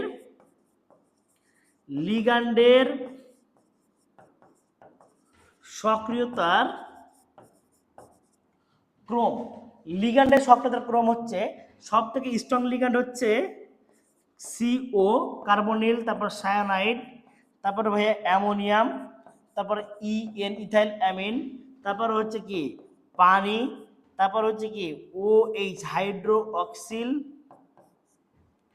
পানি, এটা CN বলতে EN ইথাইল অ্যামিন, পানি হাইড্রোক্সিল। তাহলে দেখো তারপর হচ্ছে কি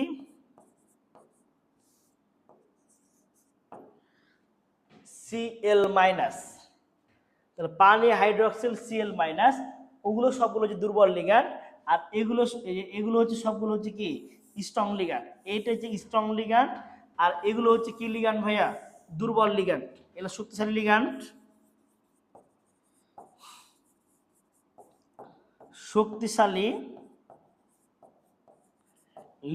আর এগুলো হচ্ছে ভাইয়া দুর্বল লিগ্যান্ড। শক্তিশালী লিগ্যান্ড এবং দুর্বল লিগ্যান্ড, তাহলে আমরা লিগ্যান্ডের সক্রিয়তার ক্রম অনুসারে এটা হচ্ছে স্ট্রং লিগ্যান্ড আর দুর্বল লিগ্যান্ড। স্ট্রং লিগ্যান্ড হলে ডি আসবে আগে, দুর্বল লিগ্যান্ড ডি হলে পরে। তাহলে তোমরা এখানে কোশ্চেনে চলে আসো ভাইয়া, দেখো সায়ানাইড এটা একটা স্ট্রং লিগ্যান্ড, লিগ্যান্ড 6টা আছে, তাহলে D2sp কি হবে 3, D2sp3 এ অ্যান্সার। কারণ লিগ্যান্ড আছে, দেখো লিগ্যান্ড কয়টা আছে ভাই 6টা হলে 6টা লিগ্যান্ড, তাহলে ডি আর স্ট্রং লিগ্যান্ড ডি আগে আসবে, তাহলে sp3d2, তাহলে D2sp3 আসবে। যদি এখানে দুর্বল লিগ্যান্ড হতো তাহলে সংখ্যাটা হতো কি বলতো যে sp3d2 হতো, তাহলে এখানে হচ্ছে কি D2sp3 পেলাম। মোট 6টা লিগ্যান্ড, 6টা দেখো 2 আর 3 5 আর একটা s 6, ঘটনা 6টা। লিগ্যান্ড যত আমার সংকরণের ঘটনা হবে তত। আচ্ছা তারপরে চলে আসো ভাইয়া 17 নম্বর কোশ্চেনে, নিচের কোনটি যে নিউক্লিয়াসের NMR সক্রিয়, নিচের কোনটি নিউক্লিয়াসের NMR সক্রিয়। এখানে NMR সক্রিয় হচ্ছে হাইড্রোজেন পরমাণু। কোন পরমাণু ভাইয়া হাইড্রোজেন। আমাদের দেহের ভিতরে পানি রয়েছে, এই পানির মধ্যে কি H রয়েছে, এখানে অ্যান্সার হবে হাইড্রোজেন পরমাণু। মুখস্থ করে নিবা ভাইয়া যে এটা হাইড্রোজেন পরমাণু। নিচের কোনটি আদর্শাকারের সমীকরণ নয়। আচ্ছা ওকে ফাইন, আদর্শাকারের সমীকরণ আমরা কি জানি ভাইয়া, আদর্শাকারের সমীকরণ PV সমান nRT। আমরা এটাকে মডিফাই করতে পারি। তো দেখো PV সমান nRT যদি হয়, এখানে লিখেছে কি যে PM সমান DRT, PM সমান কি বলেছে DRT। ওকে দেখো PV সমান NRT, তো আমরা PV কে ভাঙতে পারি W বাই কি MRT, আর দেখো PM সমান W বাই VRT। তাহলে এখানে দেখো PM সমান DRT, ইহা সঠিক। PM সমান দেখো PM সমান DRT, ইহা কিন্তু সঠিক আছে। আচ্ছা এটা সঠিক, PM সমান DRT, তো এটা সঠিক আছে। এবং RT সমান দেখো RT সমান PV বাই N, তো RT by PV by N এটাও সঠিক। আচ্ছা M সমান দেখো ভাই M যদি রেখে দিই তাহলে DRT, তাহলে WM সমান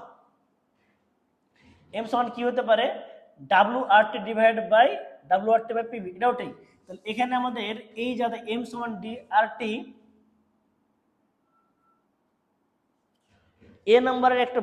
এ নাম্বারে ভুল আছে বেবি ভাইয়া, এ নাম্বারটাতেই ভুল আছে। এখানে M সমান DRT, এই যে এই অংশটা হতো না, এরপর টাইপ মিস্টেক করেছে।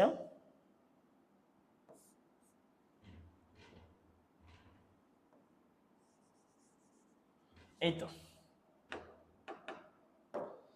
দেখো তাহলে এখানে এটা সম্ভব না, কারণ M সমান DRT দেখো আমরা ওখানে লিখে দিয়েছি, দেখো ভাইয়া M সমান DRT পসিবল না। যে সূত্রগুলো সবগুলো সঠিক হচ্ছে, এটা সঠিক এটাও সঠিক, এটা সঠিক না। তাহলে অ্যান্সার আমাদের হচ্ছে ভাইয়া M সমান DRT, এটা রং অ্যান্সার। আচ্ছা তারপরে চলে আসো 19 নম্বর কোশ্চেন, নিচের কোনটিতে E0 এর মান কত? নিচের বিক্রিয়াতে E0 এর মান অ্যালুমিনিয়াম, তুমি লক্ষ্য করো অ্যালুমিনিয়াম 3+ আর হচ্ছে 3+2 জিঙ্ক 2+ অ্যালুমিনিয়াম থেকে হচ্ছে কি অর্ধকোষ বিক্রিয়া, অ্যালুমিনিয়াম 3+ দুটো ইলেকট্রন গ্রহণ করে, অ্যালুমিনিয়াম 3+ দুটো ইলেকট্রন গ্রহণ করে, তাহলে এর বিজারণ বিভব হচ্ছে -1.66, আর জিঙ্কের বিজারণ বিভব মাইনাস, তাহলে এই বিক্রিয়ায় জিঙ্কের জারণ ঘটেছে আর অ্যালুমিনিয়ামের বিজারণ ঘটেছে, তাহলে এর জারণ বিভব, তাহলে আমরা জানি ই নট সেল সমান anode oxidation plus E0 cathode reduction. এখানে অ্যানোড দ্বার হিসেবে জিঙ্কের জারণ বিভব তাহলে কত হবে, এর জিঙ্কের বিজারণ বিভব দেওয়া আছে +6, তাহলে এটা +0.76, এবং দেখো অ্যালুমিনিয়ামের বিজারণ ঘটেছে, বিজারণ বিভবই আছে, তাহলে এর হচ্ছে কি -1.66, বাদ দিলে কত হয় দেখো 1.66 থেকে 0.90 ভোল্ট হবে, এবং সামনে চলে আসবে মাইনাস, তাহলে এটা হচ্ছে অ্যান্সার, এই যে বি। আর এটা তোমাদের খুব সহজ একটা প্রক্রিয়া ভাইয়া, এটা খুব কঠিন কিছু না, কারণ তোমাদের দেখো যে আমাদের যে সিরিজ দেখো সক্রেটিস সিরিজের, তোমরা মনে রাখবা সক্রেটিস সিরিজের যে সিরিজের ওপরে যে তার অ্যানোড ঘটে মানে তোমার জারণ ঘটে, সক্রেটিস সিরিজে যে নিচে আছে তার কি ঘটে বিজারণ ঘটে। তাহলে এখানে তোমরা দেখতে পাচ্ছ যে সক্রেটিস সিরিজ অনুসারে অ্যালুমিনিয়াম উপরে আর জিঙ্ক নিচে, তারপরে জিঙ্কে অ্যানোড আর অ্যালুমিনিয়ামে ক্যাথোড, তাহলে অবশ্যই মানটা নেগেটিভ আসবে, একটা এটা আসবে পজিটিভ আর এটা আসবে নেগেটিভ, তাহলে যোগ করলে আমরা মানটা পেয়ে যাচ্ছি, তাহলে অ্যান্সার হচ্ছে বি। আমরা ওখানে লিখে দিলাম যে অ্যানোডের অক্সিডেশন ঘটবে, ভাইয়া কি ঘটবে অ্যানোডের অক্সিডেশন আর ক্যাথোডের ঘটবে রিডাকশন। তো তাহলে অ্যানোড দ্বারা এটা অক্সিডেশন মান হচ্ছে প্লাস, তাহলে মাইনাস আছে, আর এটা রিডাকশন, তাহলে যোগ করলে কত হচ্ছে -0.90 ভোল্ট, এটা অ্যান্সার চলে আসছে। এবার চলে আসে 20 নম্বর কোশ্চেন, 0 ডিগ্রি সেলসিয়াস তাপমাত্রায় কোনটি এন্ট্রপি সবচেয়ে বেশি? আচ্ছা 0 ডিগ্রি সেলসিয়াস তাপমাত্রায় কোনটির এন্ট্রপি সব থেকে বেশি? আচ্ছা এন্ট্রপি মানে কি বিশৃঙ্খলা, তো বিশৃঙ্খলা কোনটা সব থেকে বেশি হবে? দেখো এখানে 1 মোল কি আছে পানি, সলিড, এটা সলিড অবস্থায় আছে, 1 মোল পানি কি লিকুইড, 1 মোল পানি হাইড্রোজেন গ্যাস মানে পানির গ্যাস জলীয় বাষ্প, 1 মোল পানি জলীয় বাষ্প প্লাস হাফ মোল কি আছে অক্সিজেন। তাহলে এন্ট্রপি বিশৃঙ্খলা গ্যাসীয় অবস্থায় কোনো বস্তুর এন্ট্রপি সবসময় কি বেশি থাকে, তাহলে গ্যাসীয় অবস্থায় দেখো এখানে কিন্তু এটা সলিড, এর এন্ট্রপি সব থেকে কম, লিকুইড এটা তার তুলনামূলক কম, এটা গ্যাস কিন্তু আছে কয় মোল 1 মোল, কিন্তু ডি মোল দেখো ডিতে 1 মোল পানি আছে আর এখানে কয় মোল পানি হাফ মোল, তাহলে হাফ মোল পানি জলীয় বাষ্প গ্যাস, আর এখানে দেখো হাফ মোল অক্সিজেন গ্যাস, তো দুটাই গ্যাস আছে, কারণ গ্যাসে হলে গ্যাসীয় বস্তু অনেক দূরে দূরে থাকে, অণুগুলো যেহেতু দূরে দূরে থাকে পরস্পরের আকর্ষণ কম, তাই ওখানে বিশৃঙ্খলা সবসময় কি থাকে, বেশি থাকে। তাহলে এই পয়েন্টে আমরা বলতে পারি, একটা নোট কথা লিখে নিতে পারো, যে গ্যাসীয় অবস্থায়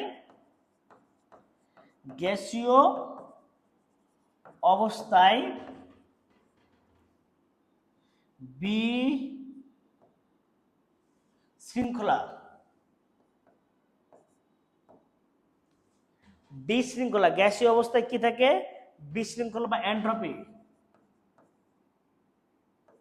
বিশৃঙ্খলা বা এন্ট্রপি বেশি থাকে। আর মোল সংখ্যার কি হবে, সমানুপাতিক। তাহলে এখানে চলে আসছে কি, ডি অ্যান্সার চলে আসছে ভাইয়া। দেখো এখানে, কারণ ডি তে মোল সংখ্যা কি আছে, বেশি আছে, তাহলে মোল সংখ্যা বেশি, তাহলে গ্যাসীয় অণু বেশি, বিশৃঙ্খলা বেশি হবে। আচ্ছা 21 নম্বর কোশ্চেনে চলে আসো। সোডিয়াম কার্বনেটের 500 ml 0.1 মোলার দ্রবণে, সোডিয়াম কার্বনেটের 500 ml 0.1 মোলার দ্রবণে কত গ্রাম সোডিয়াম কার্বনেট দ্রবীভূত আছে? তাহলে এটা তো খুব সহজ কোশ্চেন ভাইয়া। ডাব্লিউ সমান কি, এসএমভি ডিভাইড বাই 1000। এটা বাচ্চা ছেলেও পারবে। তাহলে এটা হচ্ছে, দেখো 500 ml, তাহলে উপরে হচ্ছে এস 0.1, এম হচ্ছে কত, 106, এখানে ভি হচ্ছে 500 ডিভাইড বাই 1000, 1000 কাটলে 2, 2 দিয়ে কাটলে কত, 53। এখানে পাচ্ছি আমরা কি পাচ্ছি ভাই বলো তো, এখানে 53, 0.1 5.3 গ্রাম।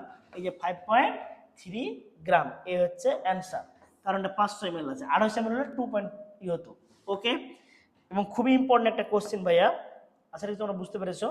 এরপরে দেখো 22 নম্বর কোশ্চেন, এটা 100% দিয়ে রাখতে পারো, খুবই ইম্পর্টেন্ট একটা কোশ্চেন, রাবির জন্য স্পেশাল কোশ্চেন একটা। 21 নম্বর 22 নম্বর দেখো, আর এর কোন মানটি যেন সঠিক নয়। আচ্ছা কোন মানটি সঠিক নয় বলেছে, এটা আছে 0.082 এটিএম লিটার পার মোল পার কেলভিন, সঠিক আছে। এখানে দেখো 8.3 ইন্টু 10 টু দি পাওয়ার হচ্ছে কি 7 আর্ক জুল পার মোল পার কেলভিন, কথা ঠিক আছে, আর্গে আছে। এবং দেখো 1.8 ক্যালোরি পার মোল, এটাও ঠিক আছে। এখানে বলা হচ্ছে কি 0.831 জুল পার, এটা ভুল আছে, কারণ এটা 8.314 জুল পার কেলভিন পার মোল হয়। তাহলে এখানে ডি অ্যান্সার, তাহলে ভুল আছে ডি, ভুল আছে কি ভাইয়া, ডি। আর এটা ভাইয়া ক্যালোরি এককে আছে, এটা ক্যালোরি এককে রাইট আছে, কারণ ক্যালোরি একক কেন রাইট আছে, যে আমরা যদি এসআই এককে 8.314 এটা জুল পাই, ওকে আমরা যদি 4.2 দ্বারা ভাগ করি, দেখো 1.98 পাবা, যা হচ্ছে কিসে চলে আসলো, calorie per kelvin, calorie per kelvin per মোলে চলে আসে 1.98 ক্যালোরি পার কেলভিন পার মোলে এটা চলে আসতেছে, এটাও রাইট আছে ক্যালোরি এককে। তাহলে আমাদের ডি অ্যান্সার হচ্ছে। তারপরে দেখো যে এখানে 0.01 মোলার HCl এর pH এর মান কত? ভাই এখানে এটা মনোহাইড্রিক অ্যালকোহল, কথা বুঝো, মনোহাইড্রিক HCl, মনোপ্রোটিক HCl, এটা হচ্ছে মনোপ্রোটিক HCl, একটা প্রোটন ত্যাগ করে। আমরা সবাই জানি যে মনোপ্রোটিক অ্যাসিডের ক্ষেত্রে যেটাই তার অ্যাসিডের ঘনমাত্রা সেটাই তার H+ এর ঘনমাত্রা। সো আমরা জানি pH সমান -log 0.01। তো মনোপ্রোটিক অ্যাসিডের ক্ষেত্রে দশমিক পর যত ঘর pH তত, দশমিকের পর কত ঘর আছে, 2 ঘর, pH হবে ভাইয়া 2, অ্যান্সার শেষ। কিন্তু অবশ্যই দশমিকের পর এখানে 1 থাকতে হবে। মনোপ্রোটিক অ্যাসিডের ক্ষেত্রে দশমিকের পর যদি 1 থাকে, দশমিক পর যত ঘর pH তত। অথবা তুমি করতে পারো এটাকে 10 টু দি পাওয়ার -2, এই যে এটাকে 10 টু দি পাওয়ার -2 করতে পারো। তুমি যদি মনে হয় যে না আমি ভেঙে করবো ভাইয়া, তাহলে তুমি ভেঙে করতে পারো। 10 টু দি পাওয়ার -2, 2 সামনে চলে আসলো, তাহলে -2 চলে আসলে 2, আর log 10 এর মান 1, তাহলে 2 × 1 = 2 পাচ্ছি। তাহলে অ্যান্সার হচ্ছে 1। 23 নম্বর কোশ্চেন পেয়ে গেলাম। এবার চলে আসো ভাই 24 নম্বর কোশ্চেন। 24 নম্বর কোশ্চেনে বলা হচ্ছে এসটিপিতে, কিসে ভাইয়া, এসটিপিতে 0.1 মোল বিশুদ্ধ অক্সিজেন গ্যাস পরমাণুর সংখ্যা কত? এখানে বলা হচ্ছে কি এসটিপিতে 0.1 মোল বিশুদ্ধ পরমাণুর সংখ্যা কত? আচ্ছা এখানে একটু সহজ, পরমাণুর সংখ্যা যদি চাই আমাদের, খুবই ভালো কথা, একটা জিনিস লক্ষ্য রাখবা, 1 মোলে অণু রয়েছে, 1 মোল অক্সিজেন অণু হচ্ছে 6.023 10 টু দি পাওয়ার 23t। আচ্ছা 23t হচ্ছে কিন্তু অণু। আচ্ছা এখানে যদি 0.1 হয়, তাহলে এখানে হবে 6.023 10 টু দি পাওয়ার 20t অণু। আমার চেয়েছে এখানে কিন্তু পরমাণু সংখ্যা ভাইয়া, কি চেয়েছে ভাইয়া বলো তো, পরমাণু সংখ্যা। আচ্ছা আমরা এটা পাইলাম, এতটি কি পেয়েছি ভাইয়া? অণু পেয়েছি। আমার পরমাণু চেয়েছে, তাহলে পরমাণু কয়টা আছে? একটা অক্সিজেন কয়টা পরমাণু আছে? 2টা। ইহাকে 2 দিয়ে গুণ করলে অতএব পরমাণু সংখ্যা 6.023 10 টু দি পাওয়ার 22 ইন্টু 2 দিয়ে গুণ করলে আমরা মোটামুটি এখানে পেয়ে যাচ্ছি 12 পয়েন্ট। তাহলে এখানে কি পাচ্ছি? 12 পয়েন্ট। তো 12 পয়েন্টের জন্য কি করতে পারি? তাহলে 12.046 10 টু দি পাওয়ার 22। আমরা এটাকে কি করতে পারি? 1.2046 10 two the power 23 T form নিতে পারি। তাহলে 1 পয়েন্ট দেখো, এই দুটোর মধ্যে একটা 23 একটা 22, তাহলে 23 হবে, কারণ 12 পয়েন্ট হলে 22 হতো, আর যখন 1.2 করছি তখন পাওয়ার হয়ে যাবে কি? 23। তাহলে অ্যান্সার হচ্ছে আমাদের কোনটা? সি ভাইয়া। কারণ আমার এখানে 0.1 মোল আছে, লক্ষ্য করবা 0.1 মোল, 1 মোল হলে 6.002 10 টু দি পাওয়ার 23। আমার এখানে পরমাণু চাইছে, যদি কোশ্চেন অণু যেত অ্যান্সার হতো বি, কিন্তু আমার চেয়েছে কি? পরমাণু 2 দিয়ে গুণ করার পর সি অ্যান্সার। 25 নম্বর দেখো, অম্লীয় দ্রবণে পটাশিয়াম পারম্যাঙ্গানেট কয়টি ইলেকট্রন গ্রহণ করে? খুব সহজ কথা, পটাশিয়াম পারম্যাঙ্গানেট এই যে Mn, এই যে পটাশিয়াম পারম্যাঙ্গানেট MnO4, তার তুল্য সংখ্যা যত, আমরা মুখস্থ আছে সবার এটা অনেকে, যে তুল্য সংখ্যা 5, তাহলে 5 ইলেকট্রন গ্রহণ করে। তো কিভাবে কি দেখো, MnO4 ভাইয়া মাইনাস, এখানে -8 প্লাস কিন্তু 7 আছে। আচ্ছা, সে কিন্তু অম্লীয় মাধ্যমে H প্লাস, জারকের ও কয়টা? 4টা, তাহলে 8টা H প্লাস গ্রহণ করলো। 8টা H প্লাস গ্রহণ করলে সে 5টা ইলেকট্রন গ্রহণ করবে। কয়টা ইলেকট্রন গ্রহণ করবে? 5টা ইলেকট্রন গ্রহণ করলে এখানে তুমি দেখো Mn2 প্লাস তৈরি করবে, এখানকার H আর ও মিলে কি তৈরি করবে? পানি। H আর ও মিলে কি তৈরি করবে? H আর এখানকার ও মিলে তৈরি করবে পানি। কয় অণু পানি? 4 অণু পানি। তাহলে এখানে দেখো ছিল +7, তৈরি করলো +2, +7 থেকে +2, 5টা ইলেকট্রন গ্রহণ করেছে। কয়টা গ্রহণ করেছে? 5টা। তাহলে অ্যান্সার হচ্ছে ভাইয়া সি। আর পটাশিয়াম ডাইক্রোমেট যদি থাকে যে K2Cr2 ভাইয়া, K2 আর থাকতে পারে কি? K2Cr2O7 থাকলে এখানে হচ্ছে কি 6টা ইলেকট্রন গ্রহণ করবে, দিয়ে C2Cr3। এর তুল্য সংখ্যা 6, পটাশিয়াম ডাইক্রোমেটের তুল্য সংখ্যা 6টা ইলেকট্রন গ্রহণ করে। পটাশিয়াম পারম্যাঙ্গানেটের তুল্য সংখ্যা 5 ইলেকট্রন গ্রহণ করে। মুখস্থ রাখলেই হয়ে যায়, খুব দ্রুত আনসার করা যায়। এই হচ্ছে আমাদের এই মোটামুটি এটা সলভ ক্লাস।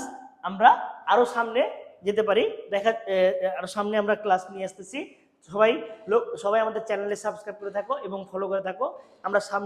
আমরা আজকাল প্রতিদিনই আমাদের প্রতি কয়েক মিনিট পর পরই আমাদের এই লাইভ ক্লাস চলতে থাকবে, এই রেকর্ড ক্লাস চলতে থাকবে, এবং আমরা একে একে রাবি জিএসটির সবগুলো সলভ ক্লাস আমরা দিয়ে ফেলবো। এবং আরেকটা কথা বলেছিলাম যে ইম্পর্টেন্ট কোনগুলো। আচ্ছা, আমরা যদি একটা কোশ্চেন ফলো করি ভাইয়া, তাহলে কোশ্চেন ফলো করলে বুঝতে পারবো এই টপিকের ইম্পর্টেন্ট কোনগুলো। আজকের কোশ্চেনগুলো থেকে মোটামুটি একটা ধারণা পাচ্ছি যে কোন কোন টপিক পড়া ইম্পর্টেন্ট। রাবির জন্য ভাইয়া বিশেষ করে আমাদের কোন অধ্যায়ের কোনগুলো ইম্পর্টেন্ট, এটা নিয়ে আমি সামনে একটা ক্লাস নিয়ে আসছি। সবাই ফলো করে রাখো। আবার দেখা হচ্ছে। আসসালামু আলাইকুম।